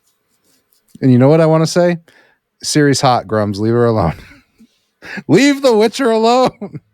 Well, did you see people saying that the complaints worked and that's why she's hot now? And I'm like, no, you let the video play another 35 seconds or one frame. You let one frame go by and she looks like a normal person now. And she's at a different focal length than that original trailer too. Like it's clearly a pulled like focal length to give it like a dramatic effect. And that's why I was like, you guys know that like lens type matters for the way things are perceived. Yeah. And here's the thing. Are we really going to complain about MILF Siri? Is that something we're mad about? Like, I don't know. Oh, dude, a lot of people are. I saw so many people in the comments being like, can't play as Geralt. I'm not buying this bullshit. That's a different complaint. But calling MILF Siri ugly is insane to me. That's fair. Mommy's to be honest, let's go. Come on. Considering that people were looking at Lady Dimitrescu or whatever, Lady D from Resident Evil 8, I am going to go out on a limb and say she looks older than Siri did in that first trailer, and people were still all over her. She was also like 8 feet tall with big yams, so I mean, I get it. I'm just saying. Climb her like a fucking tree, bro. Yeah, like fucking, I can't remember the exact Colossus number, maybe 3, who throws who throws down the sword. She could get on her knees and you'd still have to climb up. Like, it's crazy shit, that woman. Oh boy. All right. Next piece of news is around the God of War Greek game. The rumored God of War game taking place back in the Greek world has gotten an updated rumor courtesy of Giant Bomb's Jeff Grubb and Insider Gaming's Tom Henderson, leakers with solid track records, if you ask me, claiming that the game is smaller in scale than initially thought and is a 2.5D Metroidvania title, which, if you've been listening to the show for any amount of time, I have been saying for 5-6 years that the ideal use of Sony's time and resources is to allow other people to utilize their IP so that you don't have to go 5 years without a game in your IP, but you can also get more varied use out of it. Because I want to say something. Of all the things that Nintendo does that I don't like much, there are plenty. Not going to worry about them right now. One thing that Nintendo does excellently is utilize their IP. They make sure that if it's not some of their internal team doing it, they're letting someone else make something. They constantly have somebody. I feel like most IP for Nintendo, you get a new game from that IP every 2 years, pretty well minimum. Sometimes more, depending on the how nice the IP is. It's not hard and fast rule, but Sony goes now because of AAA gaming. They go 4 years minimum between use of IP. And it's a really easy way to keep God of War relevant so that it can be something that starts building towards being a Mario or, Master Chief level mascot. Though at this point, I would actually argue Kratos and Master Chief are probably on equal footing. I would say one's probably above, actually. Yeah? In which direction do you think? I think Kratos is above. As much as I'm not a fan of Ragnarok. Kratos has why am I keep saying Kratos? God of War as a franchise has not had a bad game. Yeah, it's iconic, and I think Kratos is a big part of that. So, point being, this is a really cool use, and this is exactly what I've been saying for a long time. And I hope that if this is true, that this is the first of many allowances of letting other people do it. Because my first thought is, I'm curious to see where you land on this, Chris. This does not seem like a first-party effort. You could argue that they let a little splinter team at one of their first-party teams take it over, but this screams to me partnering with either an indie developer like an Evil Empire, or maybe like the Game Kitchen that handled Blasphemous and letting them do it, or more likely letting them do. Partnering, I said this on Discord earlier, Mercury Steam, which is who Nintendo utilized for Metroid Dread, which was a 2D classic Metroid game that wasn't really good, but still used higher end graphics and things that you'd expect. So where are you landing on that? You think this is first party or just very selective second party choicing? Oh, I think this is second party for sure. The one thing that does have me excited, I know you've talked about this, but one of the things that I've been pitching on here for a long time is buy 5 small teams and have them make small games with your IPs that can shoot right into PS Plus. And something about this rumor has me really feeling okay, this is they're not doing it the way I would want to do it, but it seems this to me seems like something when they announce it, assuming this is real, will be directly to PlayStation Plus. It'll be on Switch. It'll be on PC on day one. That's how it comes off to me. So, that's a little different than I was thinking. I still think it'll hit PC. I don't know about Switch. I think that's a per IP. I think if it's anything Horizon related, that's simple, maybe, because they've already sown that seed. But you could be right. Now, one of the things that I find interesting there is, in a way, I kind of get where you're coming from, right? Buy a bunch of small studios.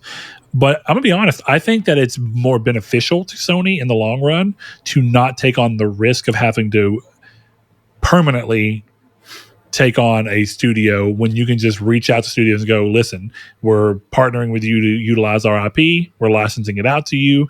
You can make it. We don't take on your overhead. We pay you. You tell us how much you need to make this game. We agree or we don't agree, and you make the game. Anything else is on you. And I think that that's a smarter choice, definitely off the back of so many buys and closures of studios that they've had with with everything going on. So I think you're not wrong necessarily, but to me, it's kind of like, I guess I look at it as like, let's say, like, obviously this is not the team for it, but let's say you took Team Cherry and you were like, okay, we're going to fund the end of Hollow Knight Silksong, whatever, that's coming out.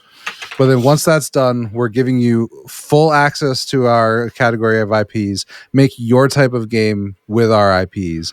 And I think the reason that you buy a team with pedigree, you're talking like Supergiant, talking Team Cherry, Moon Studios, or the Kitchen shit you were talking about, whoever that was, or Mercury Steam, right? Any of those people are capable of it. And I think you buy them because, like, what happens if they make this, let's say that Supergiant makes a fucking Uncharted RPG where there's no guns and you're roguelighting through different, you know what I mean? Whatever it is.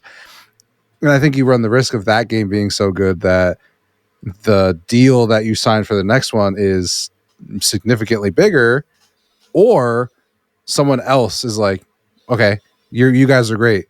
Join us at Facebook or join us at Amazon, and you run that risk. That's not necessarily a risk you don't want to run, but I think as an initiative where you look at an indie team like Hollow Knight or like Team Cherry, who's doing indie style games, and they haven't had a game come out in what, fucking 35 years since Hollow Knight 1.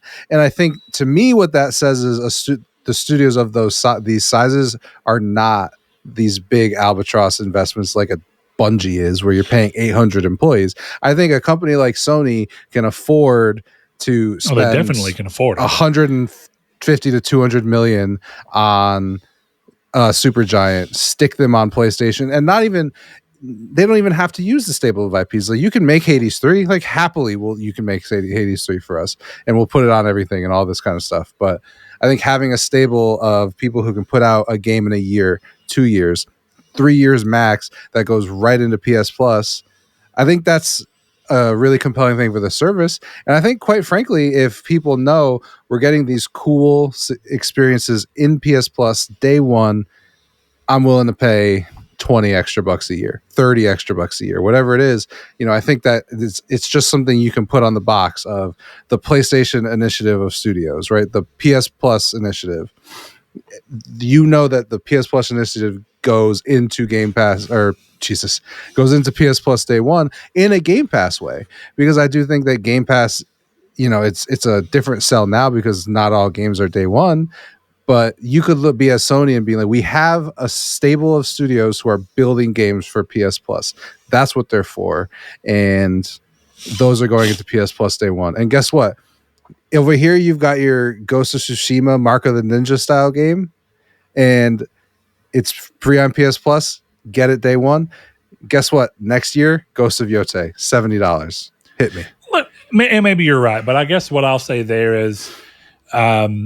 I think Sony they may have not learned the lesson, but I think that it's been proven true that Sony should have never veered off of their build a partnership with studios before you choose to buy them, because it lets you kind of get a feel for each other, and it lets you kind of see if their work culture is going to flow well with the work culture that's mostly happening in your first party stable, which is a good thing. And then I think secondarily, it's if we want to talk about how it's beneficial for the studios and not Sony, the reality is that if Silksong comes out and it's somehow manages to be even better than Hollow Knight 1, sells better, reviews better and all those things, I don't think that a Silksong with the development time that it's had, I don't think Sony would ever abide by that. I think Sony would be like, you haven't made your checkpoints, but guess who doesn't have to worry about checkpoints? A studio that made all their money off of a game.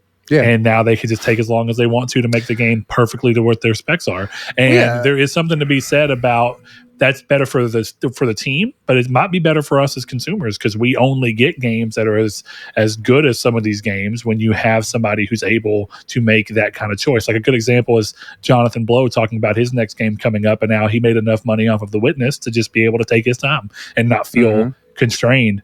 And maybe the only way we get a good game from his studio is when he's able to do this. So and inherently Sony and any other person is not going to do that. So there's something to be said about independent studios having their own destiny in their hands. But you're not wrong that they'd be a much smarter investment in my mind, realistically, than what Sony has spent a considerable amount of money on. But Do you imagine like it's a tired topic because they spent so much fucking money on Bungie that could be doing anything else. Yeah. It would have been better served if they'd given it to me and I had done nothing. If I'd done nothing but pay my bills and live happily, it would have been better than spending it on Bungie. I don't know how true that is. I know that you're partially being facetious while trying to make a point that you don't think Bungie's been necessarily good. But I don't think I am being facetious. I've long said I genuinely wonder how much money Destiny has brought in for them, and at what, like, if Sony feels like they've recouped. And my assumption is probably not, but I am genuinely curious how much they value Bungie at this point. I'm not saying that there's not someone back there being like, we regret buying them for the amount that we did. I'm sure. And I'm sure there's people that are like, buying them did not quite net us what we were hoping for out of it. Again, probably. But I wonder if Bungie is considered long-term non-profitable for them. Seems unlikely, but you never know. Well, you think about it. They spent $3.6 billion to keep the staff. $1 billion of that was to keep staff. They did layoffs. That they laid off. Yeah. Well, they had to, because as I've said, forever, I think Bungie straight up misled Sony in the way that they were going. But whatever. I don't know. I just think it would be cool to have that PS Plus initiative and just be like, all right, we're really trying to bolster this. Because if I'm going to be honest, I think part of what makes Nintendo's strategy so useful is that they don't have a service like that, really. And they don't worry about doing that. And I think it's kind of cool that Nintendo can make $60 off of a side game for what them is considered a side game. Like, what we're calling a 2.5D Metroidvania is just a $60 Metroid Dread. But for Sony, that's considered a smaller scale project. So in a way, I kind of think Sony would be like, listen, it may be smaller scale, but we're charging $50 for this and a $70 world game, and you're just going to pay for it. But at least it's cheaper and a smaller scale, and it helps fill out our release schedule, keeps our IPs fresh and active, and lets us let new artists in on them and be able to work and touch this IP. I think that's a net good for Sony as well.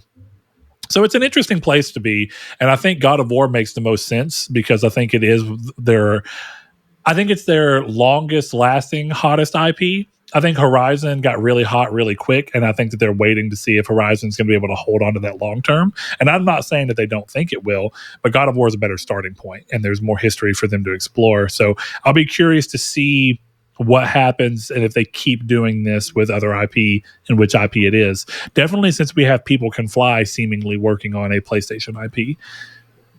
But I want to know what that is so bad. I know. What scale is that game? Is it a Gears of War E-Day scale game? Because if so, that's big. Mm-hmm. Or is this a smaller game? And it's a really curiosity. But either way, I'm very excited for this because I love that. But, I've seen some people. There were people that messaged whenever I said that I think it'd be cool for a God of War remake to keep the classic hack and slash fixed camera point of view. And people were like, I only want to play a God of War remake because I want to play it with the new controls. And they're not wrong, but I'm not wrong for wanting it the way I want it either. I think they're wrong. Sorry, guys. It's interesting. So the next and last piece of news before we move into the state of play is EA's Black Panther game. EA have made the decision to cancel the Black Panther game they teased and close the studio attached to it as part of a restructuring itself to, quote, sharpen our focus and put our creative energy behind the most significant growth opportunities, end quote. Reports seem to suggest EA was frustrated that the game was still in pre-production phase 4 years into development, but I was unable to read the Bloomberg article about it, so take that with a grain of salt, but it wouldn't strike me as against. A lot of people move towards this Marvel thing, and then as we're going to talk about later, I think what's cool about some of the things that we saw today is it really does seem like to kind of go into the point you were even saying a second ago, right?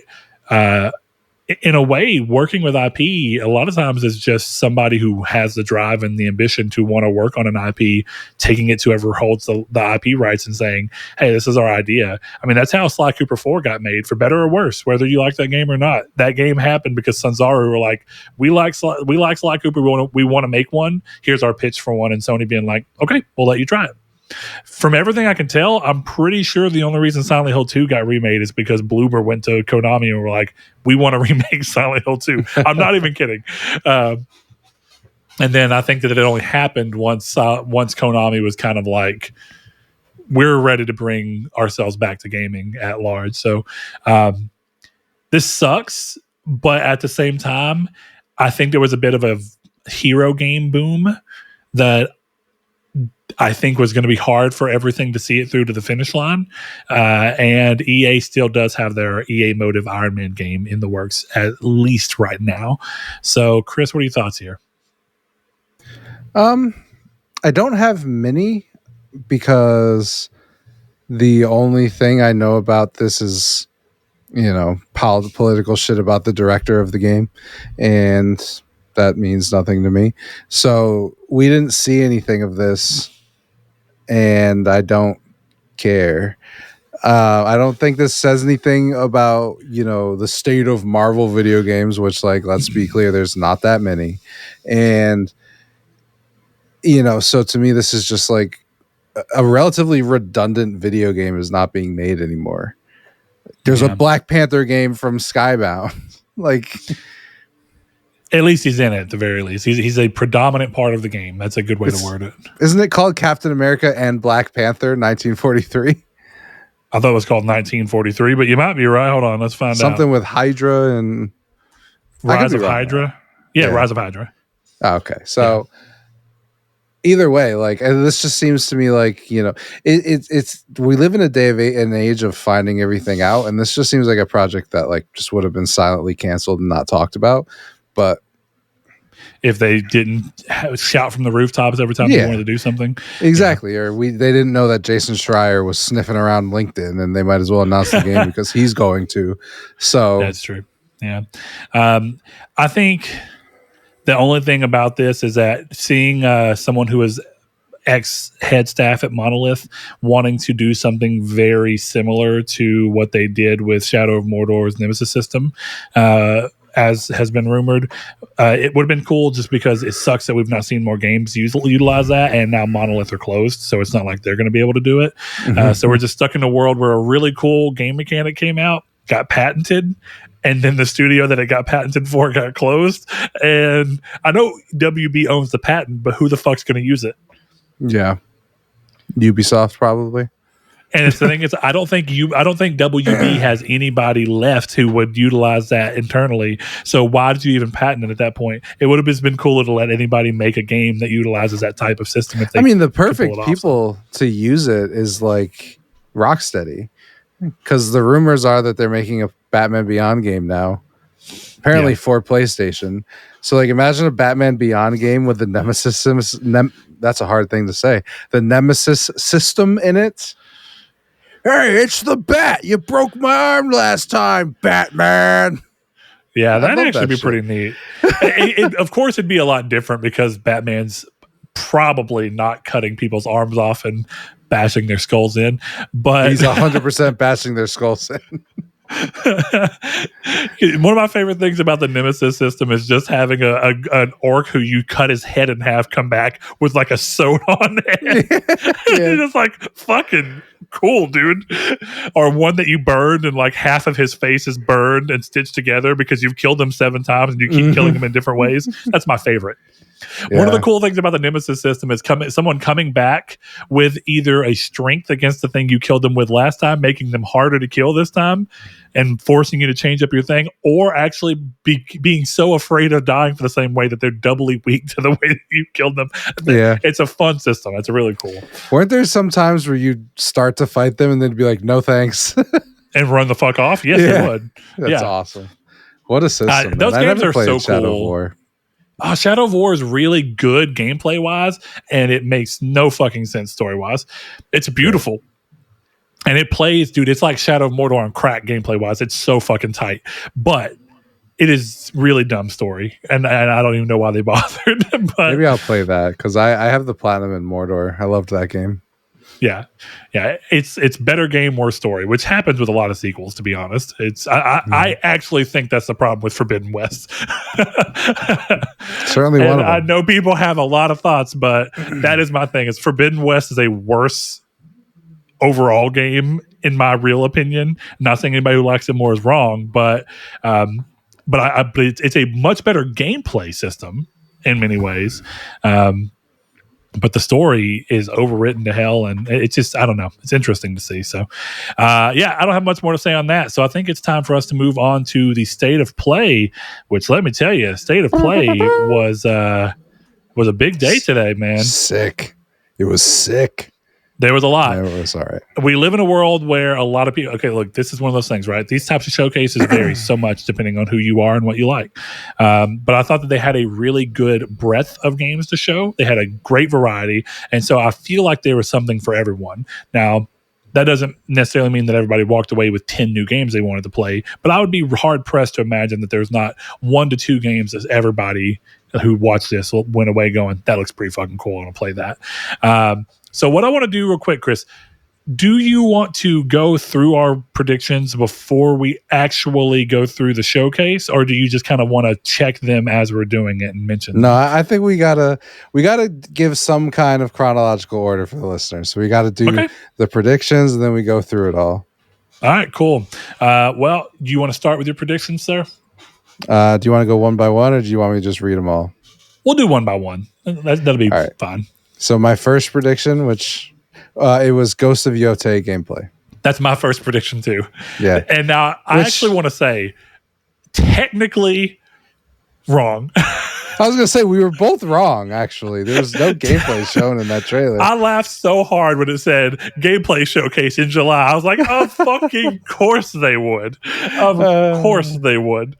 So I'm going to give us half points on that. I'll take half points. I will say, I said it to you, and I mean it. I was so happy with how quick that trailer was. I expected it to be so goddamn long. Yeah, I was really hoping for 3 minutes of gameplay max. Oh, God. I was super happy with 30 seconds of not gameplay. Yeah. Because I know... It's like, we're just going to show a mad wolf face.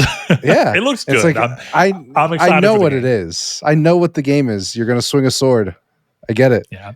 I want to see the story. Chris, you never beat Ghost of Tsushima, right? No, I'm not a huge fan. Yeah, so I get why you're not excited for it, but I was worried this is going to be one of those times where they're like 10 minutes of gameplay, and it's like, okay, I don't have to see myself walking across the thing, guys. I just want to see how the game functions. You can quickly piece that together. Well, that was more what it was. It wasn't a matter of like, oh, I don't want to see this at all. It's like, I don't want to see 20 minutes of it in a 40-minute showcase. Yeah, that's why I was like 3 to 5 minutes is pretty all right. But really, my preferred thing is like a quick cut together. Like, we're going to highlight a few things, maybe 1.5 to 3 minutes, somewhere in that ballpark. Mm-hmm. And then we're going to say there's a separate deep dive or there's a separate video where you can watch uninterrupted. Because I love uninterrupted. While we're stumbling over words today, I love uninterrupted gameplay showcases, but I don't think that they should be in the middle of showcases. I think they should be drops that just happen and they're separate and you can watch them if you please. And I know that's technically what the state of play is, but it's something that's clearly designed to show a lot, and getting stuck on one thing is not great. Or if you're going to do that, say, hey, this is the final thing we're showing and it's 20 minutes. That way anybody who's not interested can just bounce. Yeah. So throw that out there. Do you want to read your number 2 since we have the same number 1, or should I read my number 2? No, I'll go ahead. So my number 2 is, I'm going to go ahead and throw it out there. Chris's is a little more structured and mine's a little more vague and nebulous, just by the nature of what I was expecting to see. My number 2 is first party will have little to no new announcements due to the wave of games as a service and cancellations in line with those, leading to any first party new announcements likely being second party teams handling familiar IP, such as the rumored God of War Greek game that has been further rumored to be 2.5D Metroidvania. And that didn't really happen. No. Well, yeah, I mean, you kind of got, what was it, 3 first-party games? You got Marvel, you got Ghost of Yotei, and then wasn't there one more? I wouldn't, Marvel, you talking about the Arc System Works game? I wouldn't call it Aaron Greenberg would call it first party, so it's a first party game. Did he say that? Yes. Not about this specifically, but he said if we pay for it and we publish Xbox, it, right?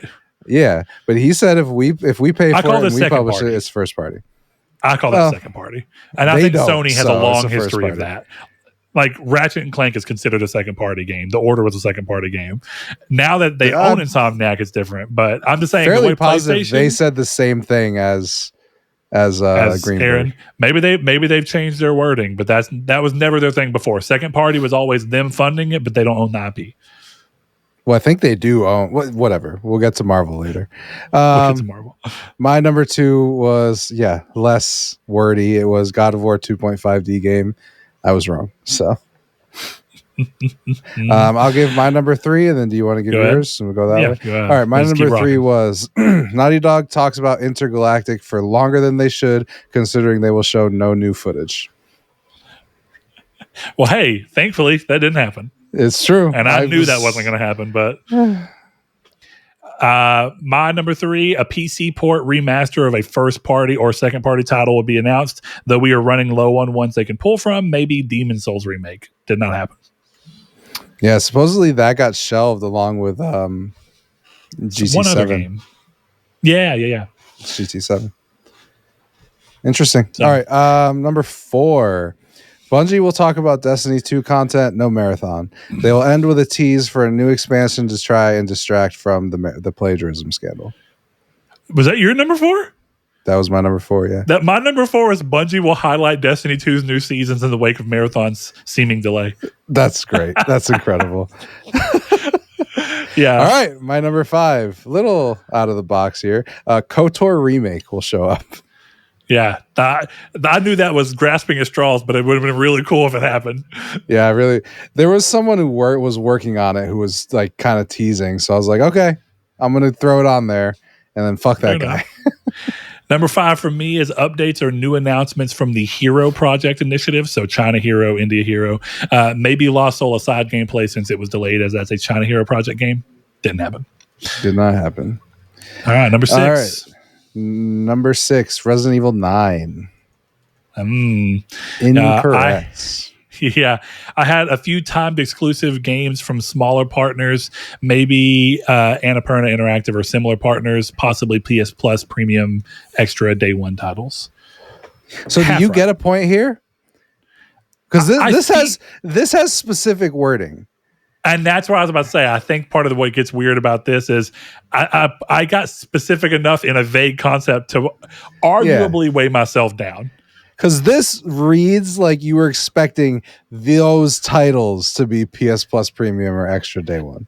I'll tell you this much. In spirit of when I wrote it, which I was doing it quickly because I was at work, my thought process was they will have games that are first party that are day 1 premium extra titles, and that these would just be ones like it. But my actual wording I typed out, and you'll see from some of these that I was kind of sloppy with how quickly I was writing them, but I don't care that strongly. I think we could half point it like we did the Ghost of Yote thing, but we'll give you a chicken wing. All right. My number 7, right? Yeah. PS Plus Blowout, Final Fantasy Tactics seems good. Betting on July being a big month, Moonlighter 2 on PS Plus launch. So I have like 8 predictions in there. And see, so if we're gonna get as picky on mine as on yours, then yours. If I don't get anything, you don't get anything because you specifically added Moonlighter should have been a separate thing if that's going to be the thing. That's where this gets weird. We did not make rules. We didn't say that your predictions had to be one item per prediction, and I think both of us are pretty bad about having multiple predictions in one line. I'll make a deal with you. You can have your point. I get 1, 2, and 3 points off that question. That's fair then. PS Plus Blowout was correct. Final Fantasy Tactics was correct. Betting on July being a big month also correct. I'll take those. Works for me. Number 7 for me. Insomniac have been quiet for a bit, so might be time to re-reveal Wolverine. Womp womp. No, it wasn't. With actual gameplay in a 2026 release window teased. Is that game ever coming out? I don't know, man. It's got to be quietly canceled at this point, right? I don't know. Insomniac does not have a big history of quietly canceling games. Like almost everything that they bring to any kind of level of production happens. It's a first time for all things. That's exactly it. All right. We did 13 of these, by the way. Number 8. I start getting crazy here. A little crazy here. So my number 8 is Gears gameplay. I saw where you were going from with that one. Like it would just be a good zing. Yeah, and honestly, like they're selling this to PlayStation. They're not selling this to Xbox people. So like putting it on the PlayStation stage to be like, if you're a PlayStation guy, if you've never watched an Xbox thing, this is what you're getting. I mean, I don't think it would have been a bad choice at all. No, but I think it would be a bridge too far for their remaining audience as they pretend they're still going to make a next gen console to put it on the PlayStation stage until they're no, Chris, didn't you hear? They're sidelined their handheld, their actual their in-house Xbox hardware handheld, so that they can make sure they get Windows 11 for PC and for games working correctly, since it's in a rough state and has been for a long time. Because they're running the risk of Valve being like, all we have to do is come out with a Steam box that has Steam OS on it. And people will probably buy that for specifically PC gaming over a PC, if that's all they really do on their PC. So throw that out there. So just saying. Number 8 for me was also kind of crazy. Possible second Insomniac reveal announcement for an interstitial Spider-Man outing similar to Miles Morales, as PlayStation need to lean on Insomniac's multi-team output to fill release gap from cancellations and delays of games as a service titles. I think that's a prediction that looks a lot better before the show happens. Yeah. Yeah. Because it sounds right. It's like, that makes a ton of sense. And then you watch it and you're like, that's obviously never Insomniac is. But Insomniac's also the only studio that they have that has a history of consistent throughput. Insomniac is the only PlayStation aligned and now owned developer who has released a game pretty much every 2 to 3 years since their inception, minimum. Depending on how long it takes to get to Wolverine, that might be the longest between a game that Insomniac has ever gone. True. Yeah. That's crazy. That game is not coming out. All right, my number 9, one word, pragmata. Your number 9, how are ours all, which I guess you had yours, so I kind of combined ours. My number 9 is Capcom come with a reveal for either resurfacing Pragmata or exclusive marketing push for Resident Evil 9. Instead, we got Pragmata, and we can talk a little bit about it when we get there. I mean, I don't really care if we talk about it now, but interesting, we both got points there. All right, number 10. So number 10. So my number 10 prediction was one more thing, first party announcement. They did not one more thing. So for the argument that you did, you could kind of argue that that's what the final game was. I mean, but they didn't if you're calling it first party. They didn't have someone come out and be like, "We've got one more thing to show you." I thought it was funny, dude. You keep having these in your predictions, but I'm going to tell you, for the most part, it seems like most people have moved away from that because they're scared of it. Jeff Keighley is the only person I know who's still willing to do the one more thing, because if it's not, here, I'm going to be real.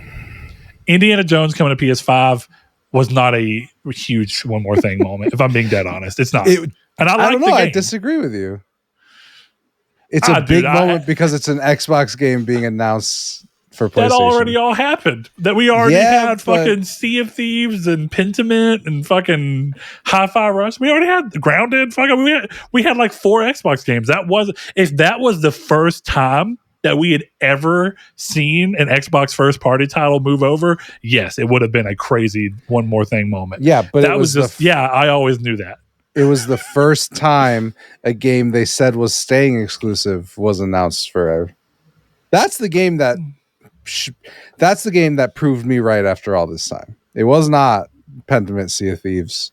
It was Pentiment, Sea of Thieves. All that. That was the the seal has been broken. I knew I was right at that point, but I was only proven right by Indiana Jones. All right, fair enough.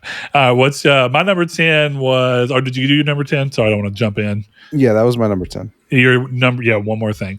Mine was Death Stranding 2 gameplay pump for extra marketing ahead of a release later this month, though it may be saved for Summer Games Fest. And I think I was right in my, that was one that I didn't really think was going to happen, but I just tagged it on there because it was possible.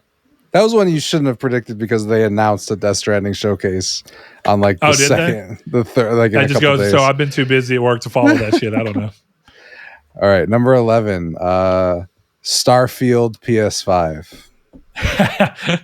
It's in mine. That's my number 13. I'll go ahead and throw it out there.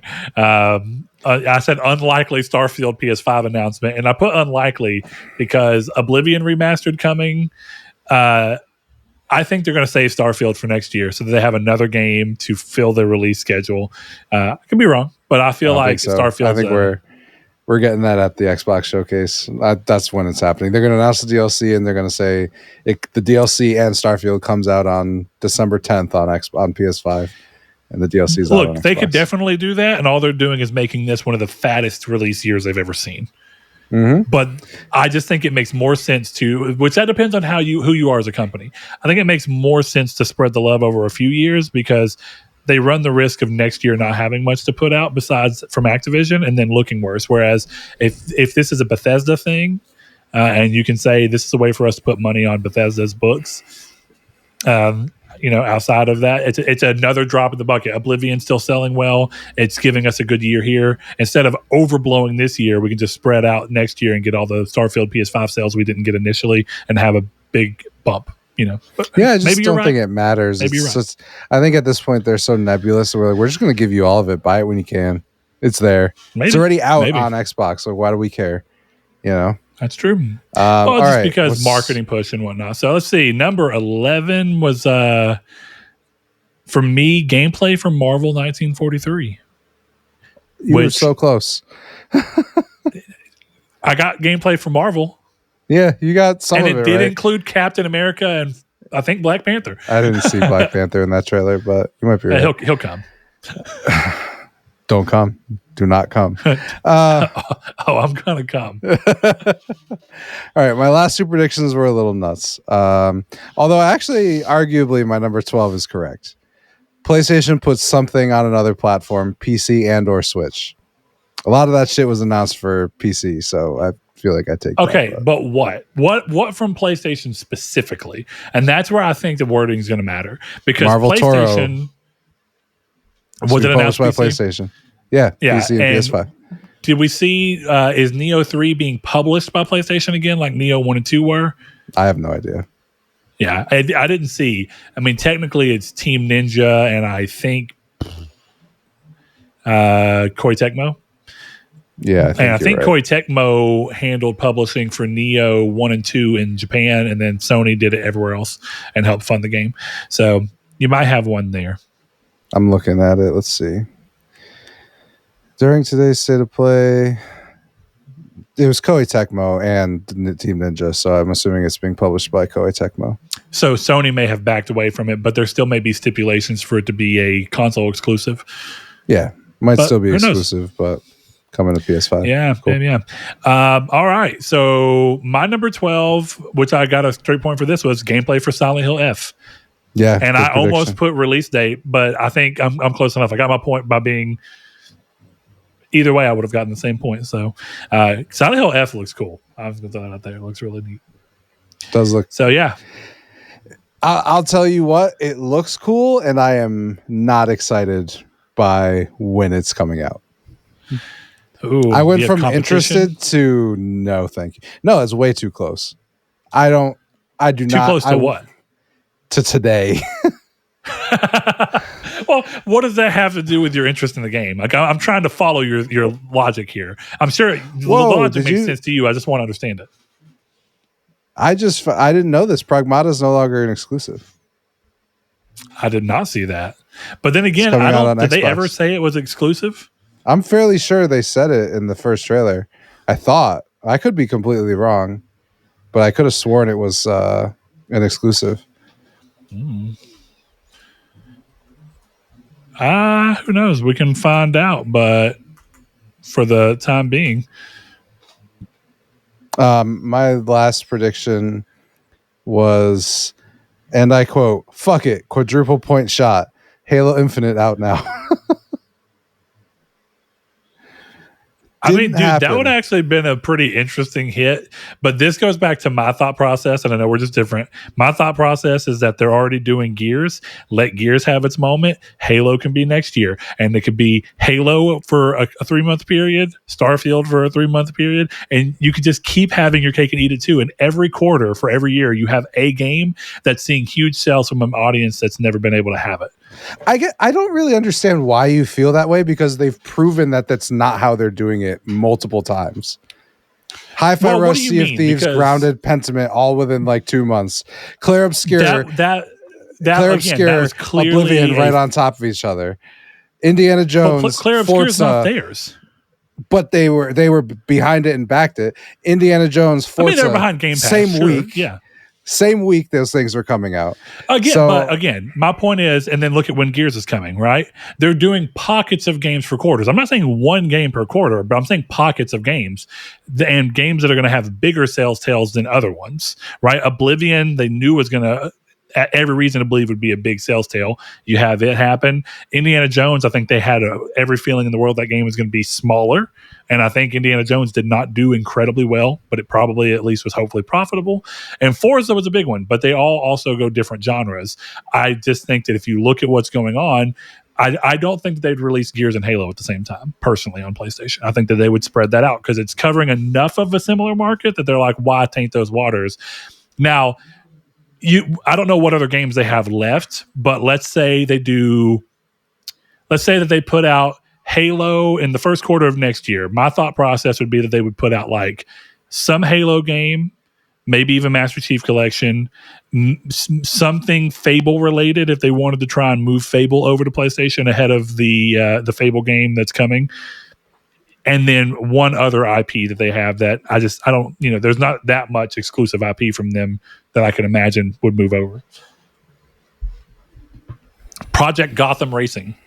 There you have it. 3 different games with different markets that can happen and that don't eat each other, but give them a good period, like a good month. So that's just to further pull in my thing. They don't seem to want to compete with their own things is my real point. You could argue Oblivion and Claire Obscure, but Claire Obscure was just them backing it and putting it on Game Pass. They didn't literally make and fund that game from what I understand. I know they didn't make it, but I don't know that they funded it outside of giving it a Game Pass deal, which is a different thing. I disagree. What's your last prediction? My last prediction was Starfield. Oh, you're right. But didn't you know? So you got all yours. Yep, I got them all. We're good. Oh yeah. All right. So in terms of actually talking about the thing, I don't want to go over every single game. What I do want to do is talk about the games that excited me and talk about the games that excited you. And I think the first game that kind of I think is worth note and worth mentioning is that Pragmata, however you say it, looks good. But it's also, I want to see more because it kind of looks like Capcom's take on Dead Space meets BioShock on sci-fi, like in a ship. Yeah, I would have said meets The Last of Us, but I see where you're going with BioShock. Maybe. Yeah, I mean, it's like Little Sister, Big Daddy. That's the vibe sure. I'm getting from this. But in a way, I guess you could say that The Last of Us and BioShock share that. I thought Pragmata looked good. It's a thing where I need to see more, but I'm cool. Like I'm interested. Yeah, I mean, like you said, it looks fine. I don't really know that I want to play another Sad Dad Escort game, but I'll definitely let it, have its chance to shine. So if it's good, I'll play it for sure. Fair enough. There we have it. The next game that really stands out to me, and then I'll throw it over to you and see what you want to highlight. Romeo It's a Dead Man looks fucking sick. I love Grasshopper Manufacturer. They make really weird games. This seems right up my alley. It's very Suda 51, but actually, technologically speaking, this game looks pretty solid. One of the problems they've had recently is their games that they've been trying to port up like Lollipop Chainsaw and Shadows of the Damned, not quite landing the right way, but this looks really cool. And this is their first new game in quite a while. I'm pretty happy about this. So I don't know where you really stand on it, but what a cool show. It's funny because when they said the name, I was like, is this a Death Stranding spinoff? Like, I knew it was Grasshopper Manufacturer in the first 5 seconds. Well, I did too, but like once they said that once they said Dead Man, I was like, oh yeah, nobody's that creative. Like 2 people coming up with that name, I don't think so. This is a Kojima thing. And then I really liked Half Dead Man. Yeah.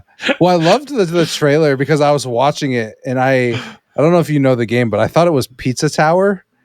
I don't know if you've ever seen that, but that's what I thought this was. And then he like shoves the thing in the guy's eye, and like comes a body horror segment. I'm like, I don't know what this is, but I'm into it. Yeah, it had like watching that little body horror segment where the face exploded. I was like, is this fucking Junji Ito? Like that's what it looked like. It did. But yeah, so that looked sick. I'll definitely play that. I like Grasshopper.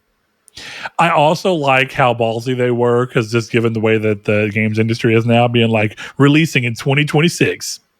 Maybe. Yeah, that was funny. Yeah, I thought that was really good. It was just like Pragmata did the It's Real on the release date. I was like, that's funny. Yeah. Yeah, I thought that was cute. So throw out a game. What kind of spoke to you here? What's the thing you want to highlight first and foremost? You were very positive, so I want to say something negative. Bloodstained looks great, and I still can't stand games that give me a cool art style, and then when you actually play them, they're fucking 2.5D roguelike action games. The beginning of that trailer, I was like, what is this? This looks awesome. And then the gameplay started and it went, not going to play that. And then it went back to the cool cinematics. I'm like, that looks cool. And then it goes to the gameplay and I'm like, I don't want to play that. I don't like these games. I don't love the whole time that it was playing, I was looking and I was like, okay, is this Bloodstained? And then I was like, or is it another offshoot? And then I was like, dude, maybe this is Castlevania. That'd be pretty cool. And then it was like, no, it is Bloodstained. And I was like, I'll be damned. That's pretty cool. So it is Castlevania. So it is, yeah. But no, Ritual of the Night is such a great game. I'm very excited for this. No, Bloodstained, like I said, this looks good if you like that, but it's always, for me, you have this epic like fantasy setting. I loved the guy's design where he's got the lion's mane around his neck and he's talking all hyped up, and then it like pops out and you're like, I've never seen this before. What were you hoping for? 3D? Like full on controllable? What were you wanting to do? Because I don't feel like we've seen a lot of 2.5 games that look like this. But in my opinion, I don't want to play a 2.5D platformer. I don't like that. I didn't like Prince of Persia. This reminds me of that. I know it's not that exactly, but if I want to play like a Hades, which I know is not exactly 2.5D, but this just didn't excite me. And when I was watching the trailer, I thought I was like, oh shit, is this like a new IP in the fantasy genre? Is this like a Game of Thrones spinoff, or is this a new IP, whatever it was? And then it turned out to be what it was. And I was like, I literally was like, that doesn't interest me. Colin will be happy on Sacred Symbols, and then I forgot it existed. Like that's just the way it is. That sucks, because Ritual of the Night is such a fucking killer game. It's so good. Yeah, I've played some of it. It looks great, but it's just not the type of game for me. Well, can't win them all. All right, well then let's swing back positive for you. Baby Steps. That game looks fucking hilarious. Yeah. Here's the thing. It looks like the type of game that I'll play in one sitting and never come back. Never touch it again. Yeah. It looks like a game for streamers. Dude, I mean this in the nicest way possible. It looks like if Kojima had designed Death Stranding with no self-control, it would be Baby Steps. Okay. Fair enough. Yeah. I don't know if that's a bad thing or a good thing, but that's what it looks like to me. Yeah. Holy shit. So they have that segment where he's like walking and he's going up the stairs. And I'm like, somebody told Kojima you can't put that in Death Stranding. You know that he was told. He was like, listen, stairs have got to be difficult. They're like, somebody in that room was like, we love what you're doing. It's a little weird. We're going to let you do it. But you got to ease up. But we'll let you do the balance thing. The balance thing is great. But do not put the feet on the sticks like you want to, bro. Do not do that. I know he wanted to do it. Oh boy. Yeah, I could see that. But again, it looks like a game that'd be really fun to play for like an hour with all your friends in a room circling around. And then I, again, not myself, would never go back to it. It's a type of game that I expect to see people watching people play on Twitch so that they can bullshit while they're doing it and get funny moments. But that's not what I'm looking for out of games. And if you get that type of funniness from a game, I like in a group environment. And ideally, a type of game that would be like that is something that is co-op. Because like I've had a lot of fun moments with like Gang Beasts and stuff like that. It's really fun. Stupid games like the Who's Your Daddy that I talked about. Oh, by the way, I played another game, Chris. I played Deer Simulator, and I had a fucking blast. That game is I didn't even think about that. That entire game was like 4 hours of me playing it to get to platinum. Forza let me down. I get this moment where we're looking through the store. Hannah's beside me. She was like, "What's Who's Your Daddy?" I was like, "You don't remember me playing Who's Your Daddy?" And then, so I showed her the trailer from the store page. And then down below it was Deer Simulator as we were scrolling through. And she goes, "What's that?" We watched the trailer. She's like, "Buy it." It was $7. It was on sale. And I was like, fuck it. I bought it, played it for 2 hours that night. She was having a blast playing with me, like watching me. Great game. Stupid as all get out. Tons of funny game references in it. There's a fucking Metal Gear in the game. And it's called Metal Deer. And it's made of random animals pulled together at hinge points. It's great. So yeah, there's a place to be had for stupid games like that, but I find them more fun in multiplayer environment. The more stupid they get, the more fun they are in a multiplayer environment. Goat Simulator is stupid, but it can be fun on your own. But even Goat Simulator is more fun with other people. You know, it's funny you say that because I'm waiting for the shoe to drop that this is a co-op game. Yeah, that would make way more sense. One of you controls one leg, the other controls the other leg. That's what I'm waiting for. And then there'll be a 4-player patch where like one guy has the left arm, one has the right arm, and you all have to walk up the stairs. Just want to throw it out there. I don't know if you knew the little hidden nice little moment of the shoe to drop for a game about moving feet, but throwing that out there. I didn't even. You know what? I'm a genius. I will say, Sid, you know, let's calm the fuck dial down. It back. Dial it the fuck back. This game was so funny, I barfed. I went, this game's not going to be funny at all, is it? My immediate reaction was, this is not going to be funny. And then it was kind of funny, so I'll give him some credit. But give him a little bit of credit, yeah. Next game I want to highlight out, I've already mentioned a little bit. I think Silent Hill F looks really cool. I don't understand Chris's thing about it being too soon, personally. But look, I think it looks cool while also wanting to see it do something that makes it stand out as a Silent Hill doing something new and weird. Because as I've said before, Silent Hill kind of got to this point where they all just started trying to copy 2 and 3. But with worse gameplay and without nearly as, or even if the gameplay was similar with, or even better, arguably, with stories that chose not to do shit. Like they did not know how to tell a story in the way that Silent Hill 2 tells a story, or 3. And so my hope here is that we get a really compelling story as well as cool gameplay. And I'm kind of liking that this looks more Silent Hill 2 being evolved upon from the remake. So I'm curious. I think a lot of the creature design looks really compelling and interesting. I'm liking that there's a lot of narrow corridor driven areas. It's going to be a tightrope balance for them, but they can find a way to make this a really compelling game while still feeling fresh and interesting. Yeah. And even though I complained it being set outside of actual Silent Hill, I'm willing to give it a go just to see what they do with it. I think the only thing I didn't like watching that was it seemed like they're going to kind of force bosses to that you'd actually fight bosses. But I mean, that was just an action trailer. So for all I know, that's not the case. But that like tongue thing, I don't know. There's something about the fact that I guess I won't actually say what I was going to say, but you probably can guess where I was going to go about boss fights specifically in Silent Hill 2 that I prefer, that it didn't seem like this game necessarily has the option for. But just taking that on the trailer, you know. Yeah. I think it's cool that it's Japanese made. This is one of the first Japanese made Silent Hill games since Silent Hill 3.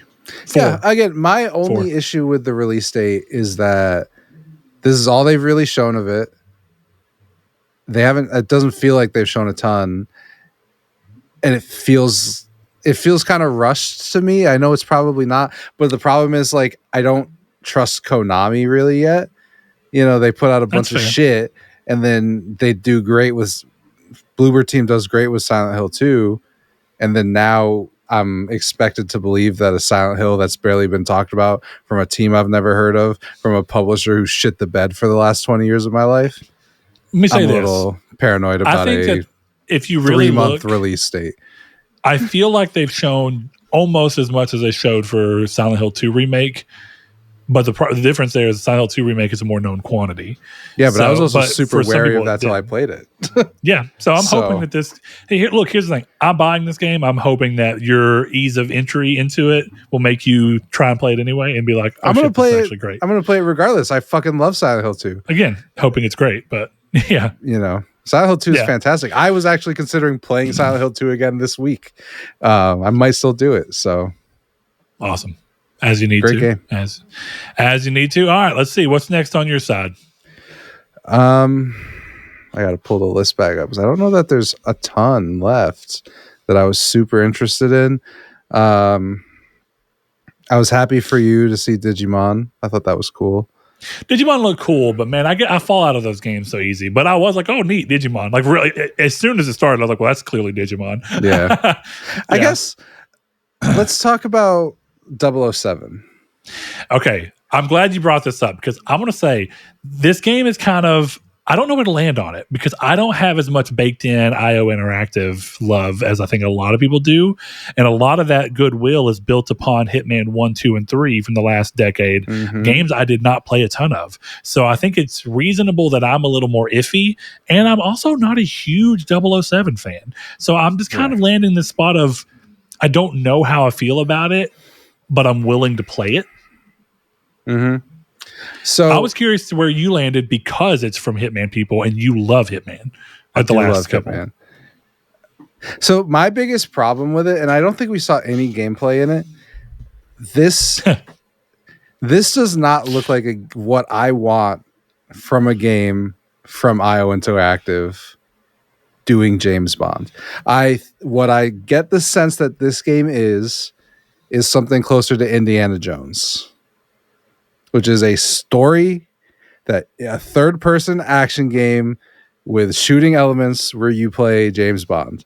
And what I wanted was Hitman 3, where you play James Bond. That would have been cool. And this comes off to me as way more of a generic third-person action game than what Hitman is, which is go into this place and execute your mission and figure it the fuck out. And I'm with you, but I think the problem that they struggle with there is that the 007 brand does carry a certain sense of style to it that I'm not sure that just calling it 007 First Light, but it being Hitman, I don't think that works. And I think a better way to have done that was just to have a 007 expansion for Hitman 3. And where all you're doing is it's like you get to play as various Bond skins, and maybe it's a map inspired by a certain Bond movie. But I think if you're going to make it a straight up original game, I don't think just transplanting it into Hitman is going to do the 007 name any justice. Because while I may not be a huge 007 fan, my brother is, and I've seen a number of them, and they're more about this somewhat action driven thing, whereas Hitman's more about walk into a space, consider your options, it's your ballpark to do what you want to then. But 007 as a series is primarily film based, and the films are never about him walking into an area and just figuring out how to do it. They're a lot more scripted. And it was a problem that I had. Like, you brought up Indiana Jones. I was actually surprised at how hands off they were willing to let Indiana Jones be. So I'm kind of hoping that some of that still finds its way into this game, even though we didn't see it in this trailer. All I know that if I'm getting a third-person game from the makers of Hitman, I expect it to be closer to Hitman than closer to what every other fucking developer is doing in the industry. So I'm disappointed that I'm getting a generic video game from one of the studios that does the least generic third-person action games in the industry. And now I'm going to have to play a level-based open hub world game starring James Bond that does nothing interesting.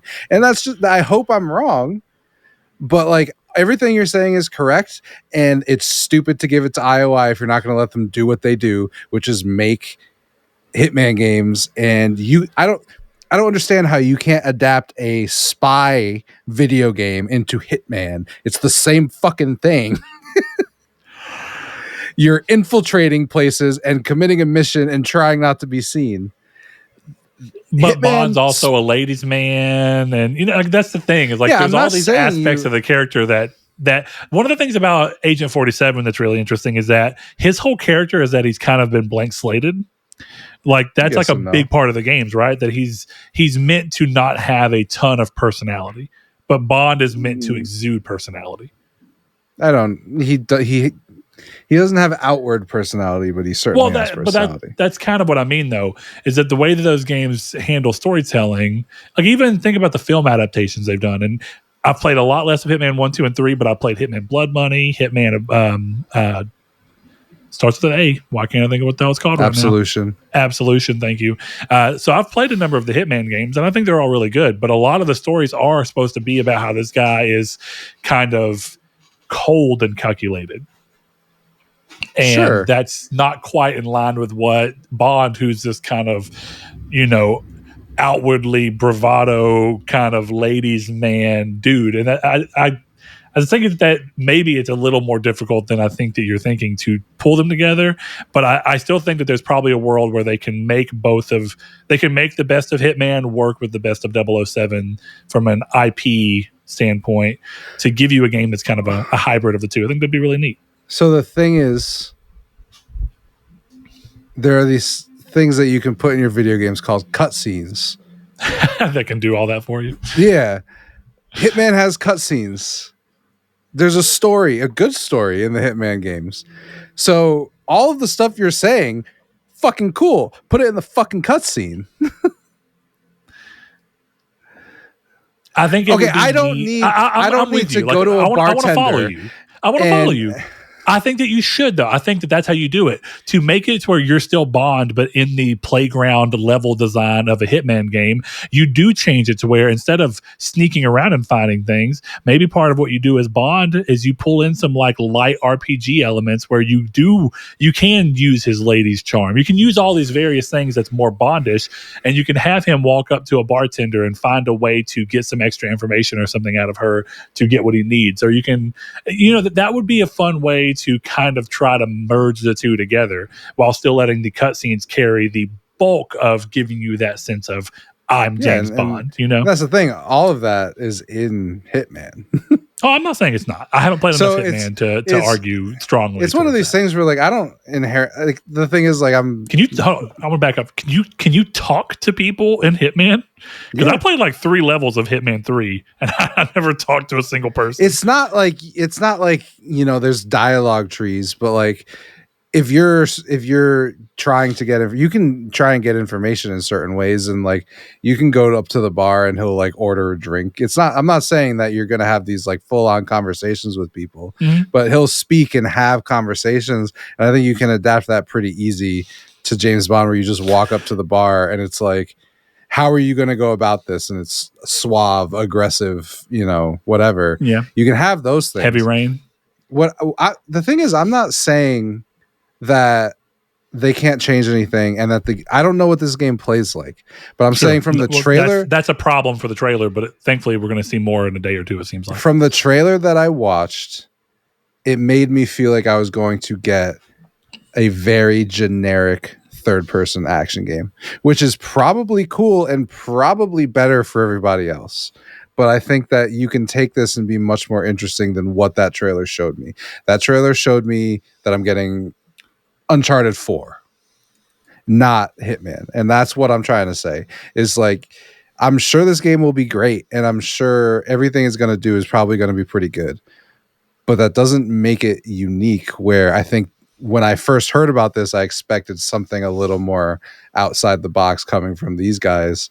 And again, it's not necessarily a bad thing. Not everything needs to be Hitman, but I really hope I'm not getting just another Uncharted, which is not a bad thing. It's just the context of who it's coming from is a little disappointing. Yeah, I think it's fair. It's like you give a game like that to a studio with that pedigree for a reason, you would think. Well, it's kind of like look, we'll talk about food on this show. It's kind of like if I handed you a bacon cheeseburger, and I told you that I made you think that we were getting something else, something better and something unique. And I'm like, oh yeah, it's a bacon cheeseburger. It's got aioli on it. Like you're fine with the bacon cheeseburger because it's probably going to be pretty good. But like you thought you were getting something, more extravagant. You thought you were getting like that pizza mozzarella monstrosity you were showing me, right? Or something like I've made a burger with apples on it before that was fantastic, like shit like that. I was expecting the burger with apples, and I'm looking like I'm getting the bacon cheeseburger. And I like bacon cheeseburgers, but I can get a lot of those. It's harder for me to find something unique. So yeah, I think that's fair. Next game I want to shout out really surprised me, and there's enough games that I have built up in a backlog now that I'm fixing this goddamn controller and I'm making this son bitch work. As soon as they started showing the VR, I was like, is this fucking Thief? And sure as hell it was Thief. Because I was like, this looks way too Thief coded to not be Thief. And I was like, well, maybe it's just someone who's heavily inspired. And then it was like in collaboration with Eidos. So I'm like, well, it's fucking Thief. This is awesome. And I think it looks good. I think this looks really cool. What's the studio that got shut down? That was Montreal. Wasn't it Eidos Montreal that got closed? Now you have me wondering, was it Crystal Dynamics? I don't know. No, Crystal Dynamics is still open. I could swear Eidos Montreal got closed. No, I know that they got bought by Embracer, and I think that's what it is. Something happened. Okay. No, that makes more sense. Because I was like, I saw that and I was like, I swear they got shut down, but they got bought. You're right. Someone else is the one that died. Yeah. They had heavy layoffs. It was Monolith. It was the Monolith and Eidos Montreal, and then they survived. Okay. Yeah, and so with that, just throwing it out there too, this is just in collaboration with Eidos, but still your point is they have to exist to be in collaboration, and you thought they weren't.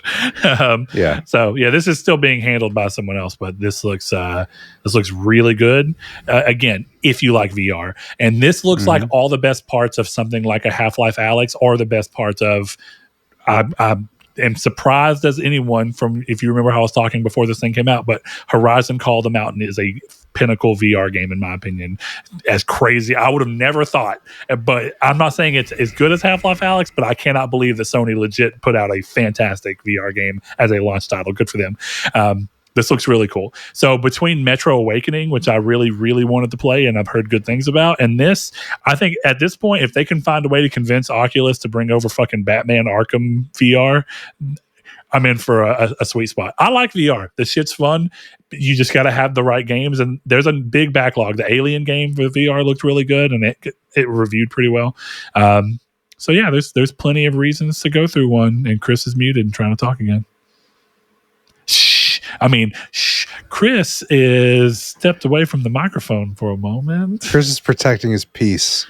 I think playing that game, that Night of Walkabout mini golf with you, ruined VR for me. I've had really no interest ever since that day. That sucks because I think there's a lot of great VR stuff that you might have liked, and you on a game that's, don't get me wrong, I think Walkabout's fun. Yeah. But the problem is, it is not the game I would tell someone to be like, this is going to sell you on VR. And so you got burned by getting sick on a game that's not even a good showcase. Oh yeah, I got so sick. So let me ask you this, Chris. Do you still have the VR? Or did you sell it? I sold it. Yeah. Actually, ironically, I didn't even sell it. I traded it for a base PS5 that I gave my brother for Christmas. Nice. Fair enough. Well, so I'm talking shit.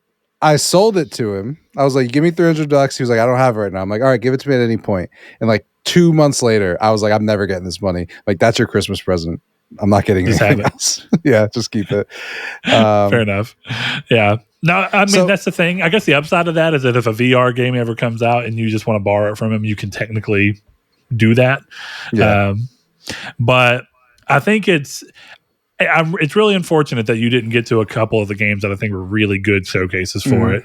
The Walkabout Mini Golf was just a risky enough game with enough ability for you to fuck up your own comfort by turning everything off that you run the risk. And I mean, it sucks, but yeah. I'm excited to go towards it. I'm still pissed that you can't just buy the controllers, but yeah, that's crazy. So I will maybe be a little bit of a hypocrite here, but Ninja Gaiden Raidbound looked fucking cool. That game looks awesome. Cool. Yeah. They're doing a lot with those types of games right now that I'm pretty happy with. So that's cool. I'm really interested in seeing that game coming up. That's like the fucked up dark take on Pac-Man. I can't remember what it's called right now. Oh yeah. That looks awesome. Game looks fucking sick. So we'll see what happens and what Namco end up doing. I think one of the last games I really want to highlight, just because I really thought the Pathless was really fun and I liked everything that I need to go back and play Abzu, but that game company just were a very consistent studio, and Sword of the Sea looks fucking cool. It's very stylish, and the Pathless did this thing where I never would have thought that we talk about all the time. There are games that surprise you that in some facts they're they're rhythm games. It's not obvious. But like Hi-Fi Rush is more obviously a rhythm game. The Pathless you can play without worrying about the rhythm, but the game is at its most fun when you find out how to string together in the right rhythm these arrow shots so that you can get max movement speed, max aerial combos, pull off cool combat combos. That's when that game is shining, and the only way you get that is if you're just constantly learning how to find the rhythm the game is trying to. Like, it's buried in the game, and you can find it if you just interact with it some. And so I'm curious to see what they do here, because I don't think they're doing that, but they have a whole new layer with this little sword skateboard movement thing. They can try and do something pretty unique here, and I'm really curious to see what it's going to be. And that's about the last thing I'm super excited for. But I do think that there's clearly something that's really worth talking about to round the show off in, and it is the very, very surprise Marvel working once again with Sony, leveraging an IP in Marvel Toko Fighting Souls, however you say that. I think. Okay. Tokon. There we go. Okay. The final announcement of the show, and that's what they went through. It's a new Marvel fighting game, and it's not a Capcom. I actually, for a second, thought this was like a new MVC. I did too. I was like, this is a really weird but cool. And then as it kept going, I was like, I don't think this is. Interestingly, it kind of is a new MVC. There's just no C. Yeah, fair enough. So here's the thing. It's a Marvel-based fighting game with a bunch of Marvel characters from Arc System Works, who you may know from Guilty Gear. They also did the excellent Dragon Ball Fighters, which is really good game. And that's one of the only times I've ever seen a Dragon Ball game look like Dragon Ball, but still look like a game. It was really great. They are an incredible developer, and they touch a lot of IP and do a great job with it. So I'm not surprised that this is happening in this direction. What was the last game they did? Guilty Gear Strive, I think, right? Was it Strive, or didn't they have another spin-off game that was like them working on an IP? Why can't I think of what it is? I mean, I could very well just be wrong, but I felt like they worked on something else. Was it a Grand Blue fighting game or something like that? Oh, you might be right, yeah. Here, hold on. Arc System Works. Let's see what their games are. I'm sure it's in here. All right, we're going to move way up. All right, so we have Grand Blue Fantasy Versus Rising. That's why I was like, I know there was another one that they did. And Grand Blue Fantasy Versus originally. So they've worked on plenty of stuff like that. Blaze Blue, however you pronounce that, is one of their other things, Dragon Ball Fighters. This looks really cool. I'm not a huge fighting game person, so this is not a game that strikes me as something I'm going to be worried about picking up. But if it's something that Chris buys, it's a game I'll probably play a little bit of and just be like, oh, this is I'll buy it. And they're very beautiful games. I mean, regardless how you feel about them, they look incredible. But I think the bigger interesting tell here is we get a little bit of a peek behind the curtain on how Marvel, whenever they kind of stepped back into games and took their licensing back from Activision and started trying to spearhead it themselves. Excuse me. If you look, they have this thing where basically they're saying PlayStation basically went to Marvel and like, hey, we want to do a fighting game and bring this back. And then Marvel are like, okay, we're kind of interested. And then basically Sony was like, look, we've already discussed with Arc System Works, and that's who we want to partner with for this. And I think it's really neat to see that the way Marvel's going, and I think this is something to point towards what you were talking about, any developer and any publisher can go to any IP. So in the case of Sony, any developer can come to Sony and say, we want to work on your IP, or Sony can go to any developer and go, we think you do great work. Any of our IP that you want to work with, we'd love to see you pitch something to us that you can get excited for. And I think that that's what you're seeing here. You're seeing a game that's primarily happening because Sony saw an opportunity to work with Marvel, and then they saw the right people to partner with to make this happen. And then you just get a really interesting game that seems like it might not have happened, and that Marvel wasn't necessarily seeking anyone else to make a new fighting game. And here we are with something that's really unique and interesting. And even though it's not my type of game, it's the type of game where I'm like, I'm so fucking glad to see this get made, because this is just cool in a time period where we have a lot of games that are, to your 007 point, probably good games, but they're all just kind of homogenous. And you feel like, well, I've seen this before. I tell you, I haven't seen this before. Even though I had that short moment of, wait, is this Marvel versus Capcom? It was washed away pretty quickly. I was like, no, this is not Marvel v. Capcom. But it's, Dude, I thought this was fucking awesome. I made a joke to you that this is a game that I'll probably buy and barely play, but I'm kind of super okay with that. Like, I almost am like interested in supporting this just as much as I am into playing it, because it's something cool, something unique.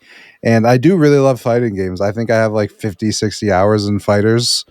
So like, I like these games, and this to me is like, it's a lot of my interests all in one. I think the design's really cool. Like Iron Man with like the Gundam inspired Gundam suit shit is so fucking cool. Yeah, and like Captain America just in a fucking leather jacket. I'm like, this is sick. I don't know. It was just one of these things where I'm watching and I'm like, I can't believe this is real. And I haven't had a moment watching any of these in a long time. Like, I think the most recent was like this, as we talked about before and ad nauseum on this show, the Xbox stuff coming to PlayStation was like, holy shit, I can't believe this is happening. And then this was like, I can't believe they're making this. Yeah. I think that's fair. And I just think it's really cool that we kind of get to peek behind the curtain and that they chose to do that, because they could have just stopped it at the announcement for when they were aiming to go to. But then they did that little rewind segment where they started talking about how it came about. And I'm glad it was the final thing, because anybody who just isn't interested in that could back out. But I think it's really neat to get to peek a little behind the curtain and have someone basically tell you from Marvel Games, like, listen, this is kind of how the process goes. Sometimes we're looking for people to make new games for us, and we're just seeing what they'll bring. But sometimes people are bringing great ideas to us, and we're just going, yeah, that sounds like a good idea. Let's move forward with it. And I think that you can tell from the fact that, like, a number of these Marvel games have kind of gotten announced, and then some of them are starting to get canceled. And I think that's clear that Marvel's still letting certain games just happen because people are willing to pay them for it. But I think Marvel's done a much better job since they've come back to games at being a little more like, we want to make sure the quality's there, and we're going to rely on our partners to make sure that they're coming out with quality games. And there is something to be said about EA canceling this game. Maybe this game wouldn't have been good. It sucks that somebody got closed down and that people are out of work, but maybe that game was never destined to be anything great. But there is always a chance that it was going to be the next Guardians of the Galaxy, which was a great game that just underperformed. And Guardians of the Galaxy was incredible.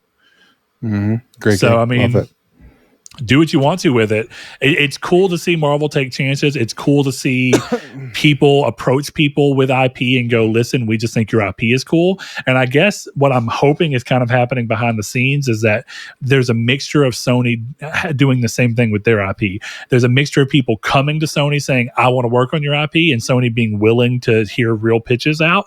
And I hope that there's Sony going out to developers that they think make good things and be like, listen, we want to work with you. Here's any of our IP. You tell us what you want to work on, and we'll see if we can make something happen. It doesn't mean it is happening. It may mean that things are falling, through the cracks, or they get started, but it realizes pretty quick it's not worth continuing with. But I at least hope those conversations are happening, because it gives us a higher chance of some beloved IP coming back in a new, interesting way. Yeah. No, I loved seeing all that. Like maybe I'm just too fucking console war brained after all this time. Like, there was a part of me that was listening to that and almost wondering if they were like kind of in a low-key way justifying why it's an exclusive. Well, has it been revealed to be? I'm assuming it's PC, PlayStation. It's a PlayStation Studios game. It's exclusive. Well, I mean, console exclusive. But my point is it coming to PC day one? Oh yeah, it's coming to PC. Yeah. I don't even count that. But whatever, that's neither here nor there, because I loved that section. It was cool to see like people being like, no man, we're just passionate about this shit and it's cool. And I really liked the fact that they had said like Arc Systems was going with like a more generic design for the characters, and the guys were like, why are you doing this? Like, why are you not being creative with the characters? They're like, oh, okay, and now we've got Gundam Mech Iron Man. Like, good call. Yeah, that's pretty sick. And that's got to be one of the scary things about working on a property like Marvel, is not wanting to waste too much time and resources towards something that they may not go with, because you do have to think, well, they might be pretty protective of these characters and how they're represented. So even though we think it'd be cool to do Gundam Iron Man, maybe they're like, hey, that's too far off brand. That seems, for Tony, that seems kind of right on brand, doesn't it? Does. Weeb Tony. Yeah, pretty sick. I did have a moment where, so I made a joke to you that I was hoping that this was Marvel versus PlayStation, and then when they did the rewind section, there was a point where I'm like, hold on a second, was I right? And they're gonna start this again, and then it's gonna be Captain America fighting Nathan Drake. Cole, like that would, dude, like that would have been Tekken. So cool too, right? Well, Cole, I wouldn't be willing to bet because Infamous is dead, but 10 years ago, Cole's in this game. Cole's a great choice. Cole has a DLC character. I actually think Cole might be the only legit PlayStation Studios character who is an obvious choice for this. Kratos. But yeah, but see, both of those have been done, right? We got Street Fighter Cross Tekken that had Cole in fucking Swole. I don't know if you remember that. It's on Vita. You can play that game. I remember. Yeah. And then there was Soul Calibur for Broken Destiny had Kratos in the PSP fighting game. You can play that on PS5 as a classic. I know that in Mortal Kombat, Kratos was not allowed to be shown to be killed. Was he in Mortal Kombat? Yeah. Which one? The 9. How do I just not remember that? See, now you're making me worried that I don't know what I'm talking about, and I'm positive he was in. No, you very well might be right. I'm just when. Yeah, he was in whatever one was on PS3. So it was Mortal Kombat Reboot on PS3. He was in. I mean, yeah, he wasn't. Yeah, it was cool. You have me not confident in something that I played with my own two hands. How do I not remember that? I'm going to download that game on Vita and play it, because actually that game is an incredible Vita port. It's 60 frames per second. It's so good. It's better on Vita in terms of performance consistency than it was on PS3. It looks worse, crazy, but it runs really well. But yeah, I'm excited for Marvel Token.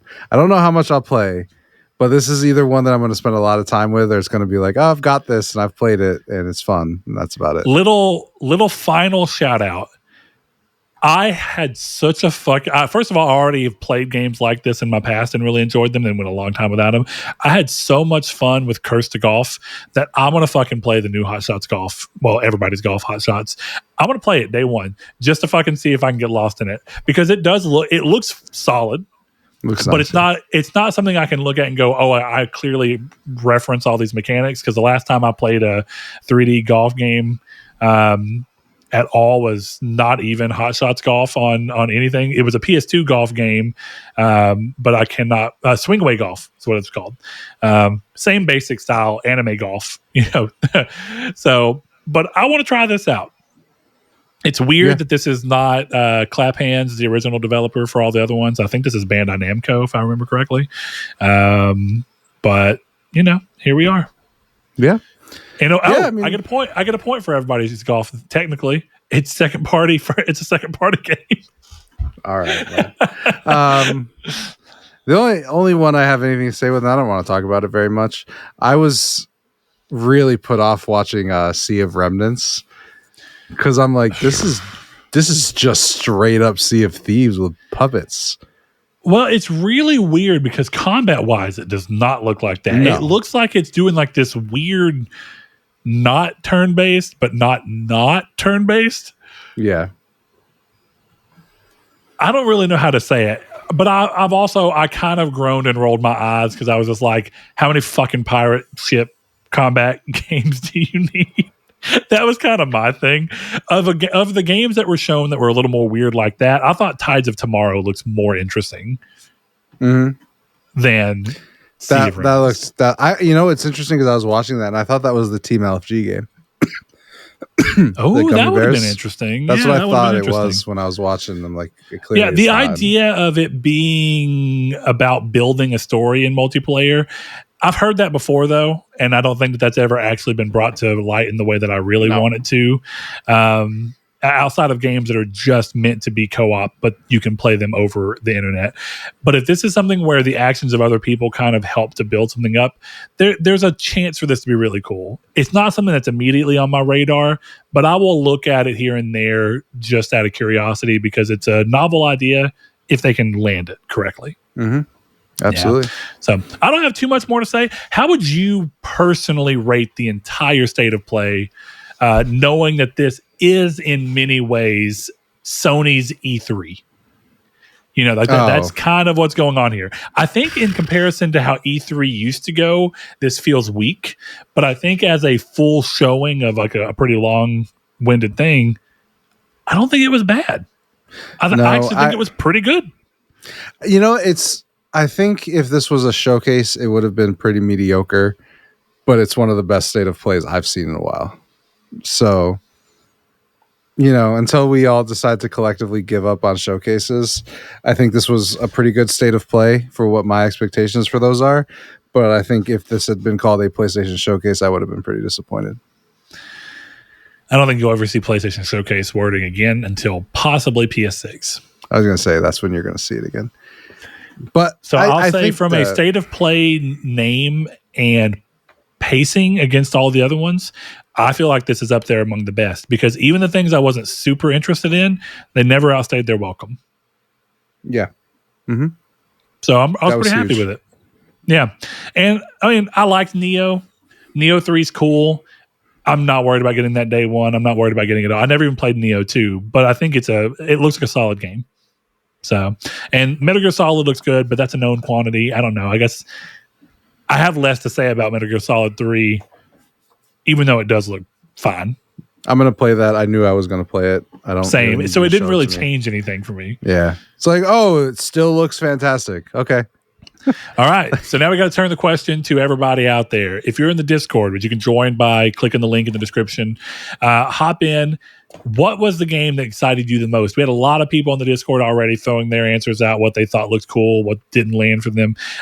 Hop in there. Let us know. If you're watching this on YouTube, throw it down in the comments. Let us know what games kind of struck you as the most exciting. What maybe should we reconsider that we didn't bring up? Because there was a lot shown.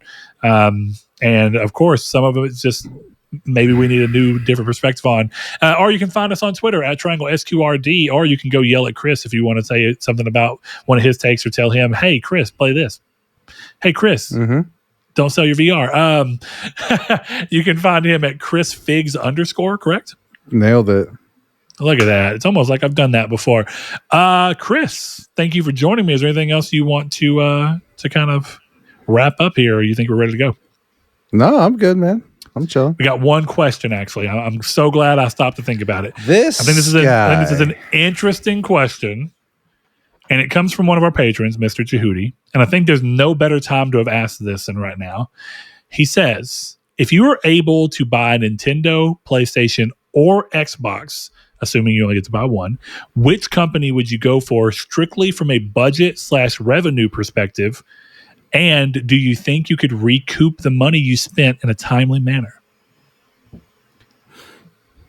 I'm not going to be pedantic about this question, so I'm going to assume what I'm buying is everything will continue throughout parent companies, which means my answer is Xbox. Because you're thinking that you'd have a lot of budget stuff from Microsoft? Oh, I don't even care about that. They have Call of Duty. If I'm trying to make my money back, which was the question, I'm going with Xbox. Call of Duty. I think the problem with that is that I think Activision is making its money back, but Xbox itself as a brand has grown so big that now Call of Duty is having to do a lot of lifting potentially. Mm-hmm. Not for sure, but there's an argument to be made that Call of Duty is having to do a lot of lifting to carry the rest of Xbox that may not be doing so well because of various things, maybe even including Game Pass performance, and Game Pass numbers not really increasing much. I think as much as I like PlayStation, and if I were going to be buying them for different reasons and could do whatever I wanted to, maybe I would choose PlayStation, but I'm going to go in a slightly different direction, but for similar-ish reasons.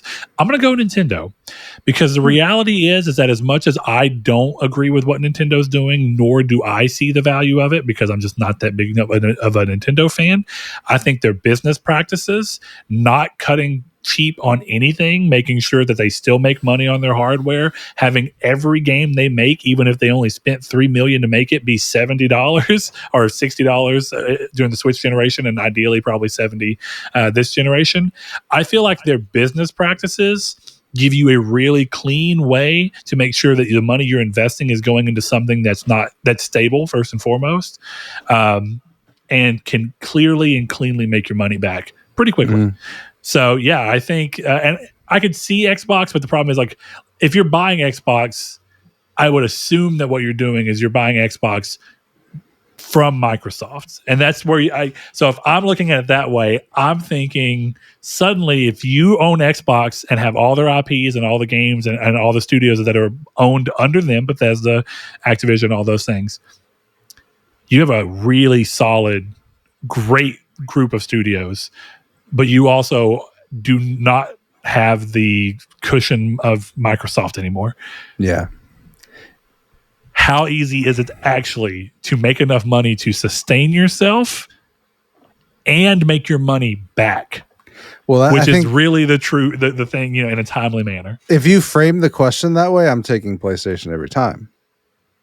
I think Nintendo or PlayStation feel like stronger bets when you remove who's above them. Because I think it's safe to say that PlayStation doesn't benefit from Sony in the way that Microsoft or the Xbox benefits from Microsoft. If anything, Sony benefits from PlayStation, and Microsoft is more hurt by Xbox than anything. Absolutely. In terms of sheer monetary, sheer financial.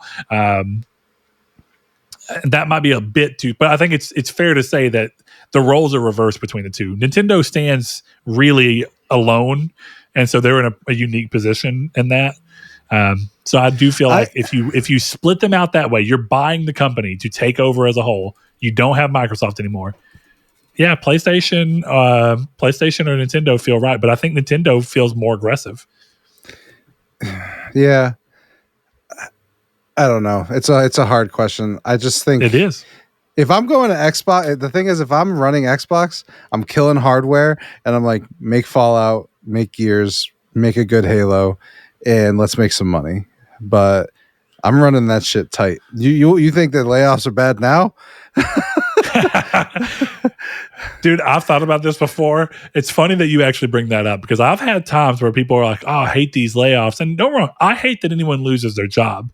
But there's been times where I've considered, all right, let me think if I own this company. Oh, dude. Yeah. There are times where companies have gotten laid off where I'm like, took you long enough. Dude, like, with all due respect, dude, if I bought Ubisoft, do you know how many fucking people I'd be laying off? Oh my god, dude! Like, if I bought PlayStation, I don't mean to offend. I'm closing Media Molecule in my first hour. Like, with all due respect, from a sheer business standpoint, yeah.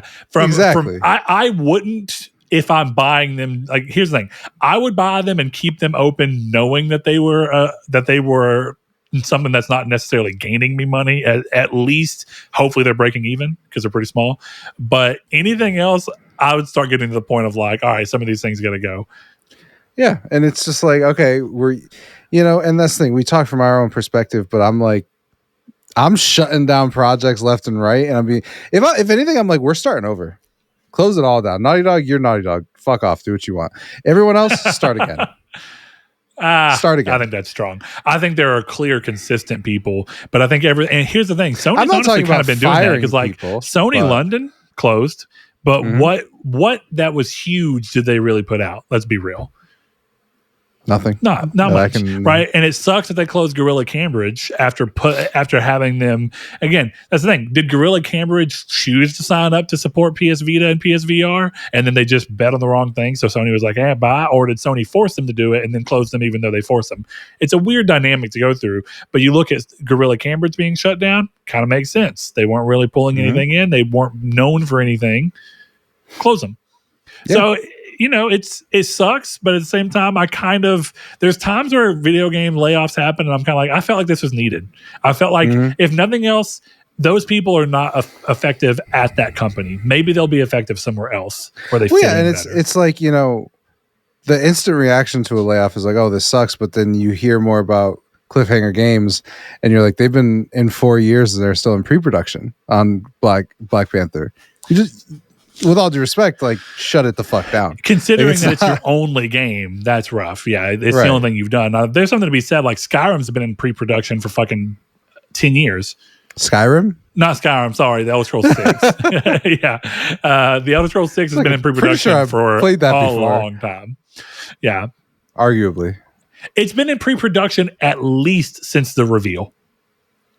Arguably. And that was 7 years ago? 8 years ago? Well, according to the FTC, it's supposed to come out next year. So yeah, we'll see about that. Hold on, we're here. We're here. Do you want to do a couple of predictions for Jeff's birthday and the Xbox show? I don't really have much, but I'm gonna be honest. I've had a hard time lately keeping my my pulse on the gaming radar as much, and it's kind of in line with like my gaming time has been going down, or even if it's not going down, my time playing one game seems to be going up. And it just feels like here lately, I'm playing like 2 games a month, maybe 4 if I sneak in a couple small ones like Monument Valley and Deer Simulator, So it's in a weird way, I'm kind of in this thing where I'm struggling to keep up just due to, it makes sense. I have a 10-year-old. I have, a wife. I'm at a weird position job-wise in my career. So it just kind of makes sense that there's priorities shift a little, and so I'm glad I'm still making time for gaming and the show and everything, but it's I don't feel like I have my finger on the pulse of Xbox enough to really do that, and even the industry at large. It's hard for me. I try to pay attention to what PlayStation has going on most, and then everything else is just when I have time I try to look into it, right? And that got a lot easier considering that a lot of things got bought. Right, Bethesda got bought, Activision got bought. It's a lot easier now.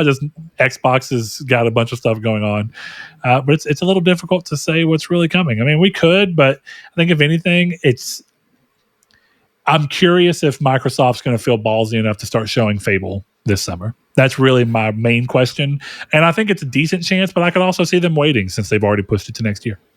Well, that's my big prediction. Is I think we'll see Fable and we'll see Elder Scrolls. This is my real question for you on that. I don't know if we'll see Elder Scrolls. I would love to, but I just don't know. Do you think that next time we see Fable in earnest, that we get word that it's being day and date for PlayStation? 100%. Yeah. I would be willing to bet any amount of money that the only reason it was delayed was to make it day and date. Maybe. I don't know if we'll ever get that information in a timely enough manner for it to matter. That's why we're not betting on it. But it's an interesting consideration. I'm fully there on that.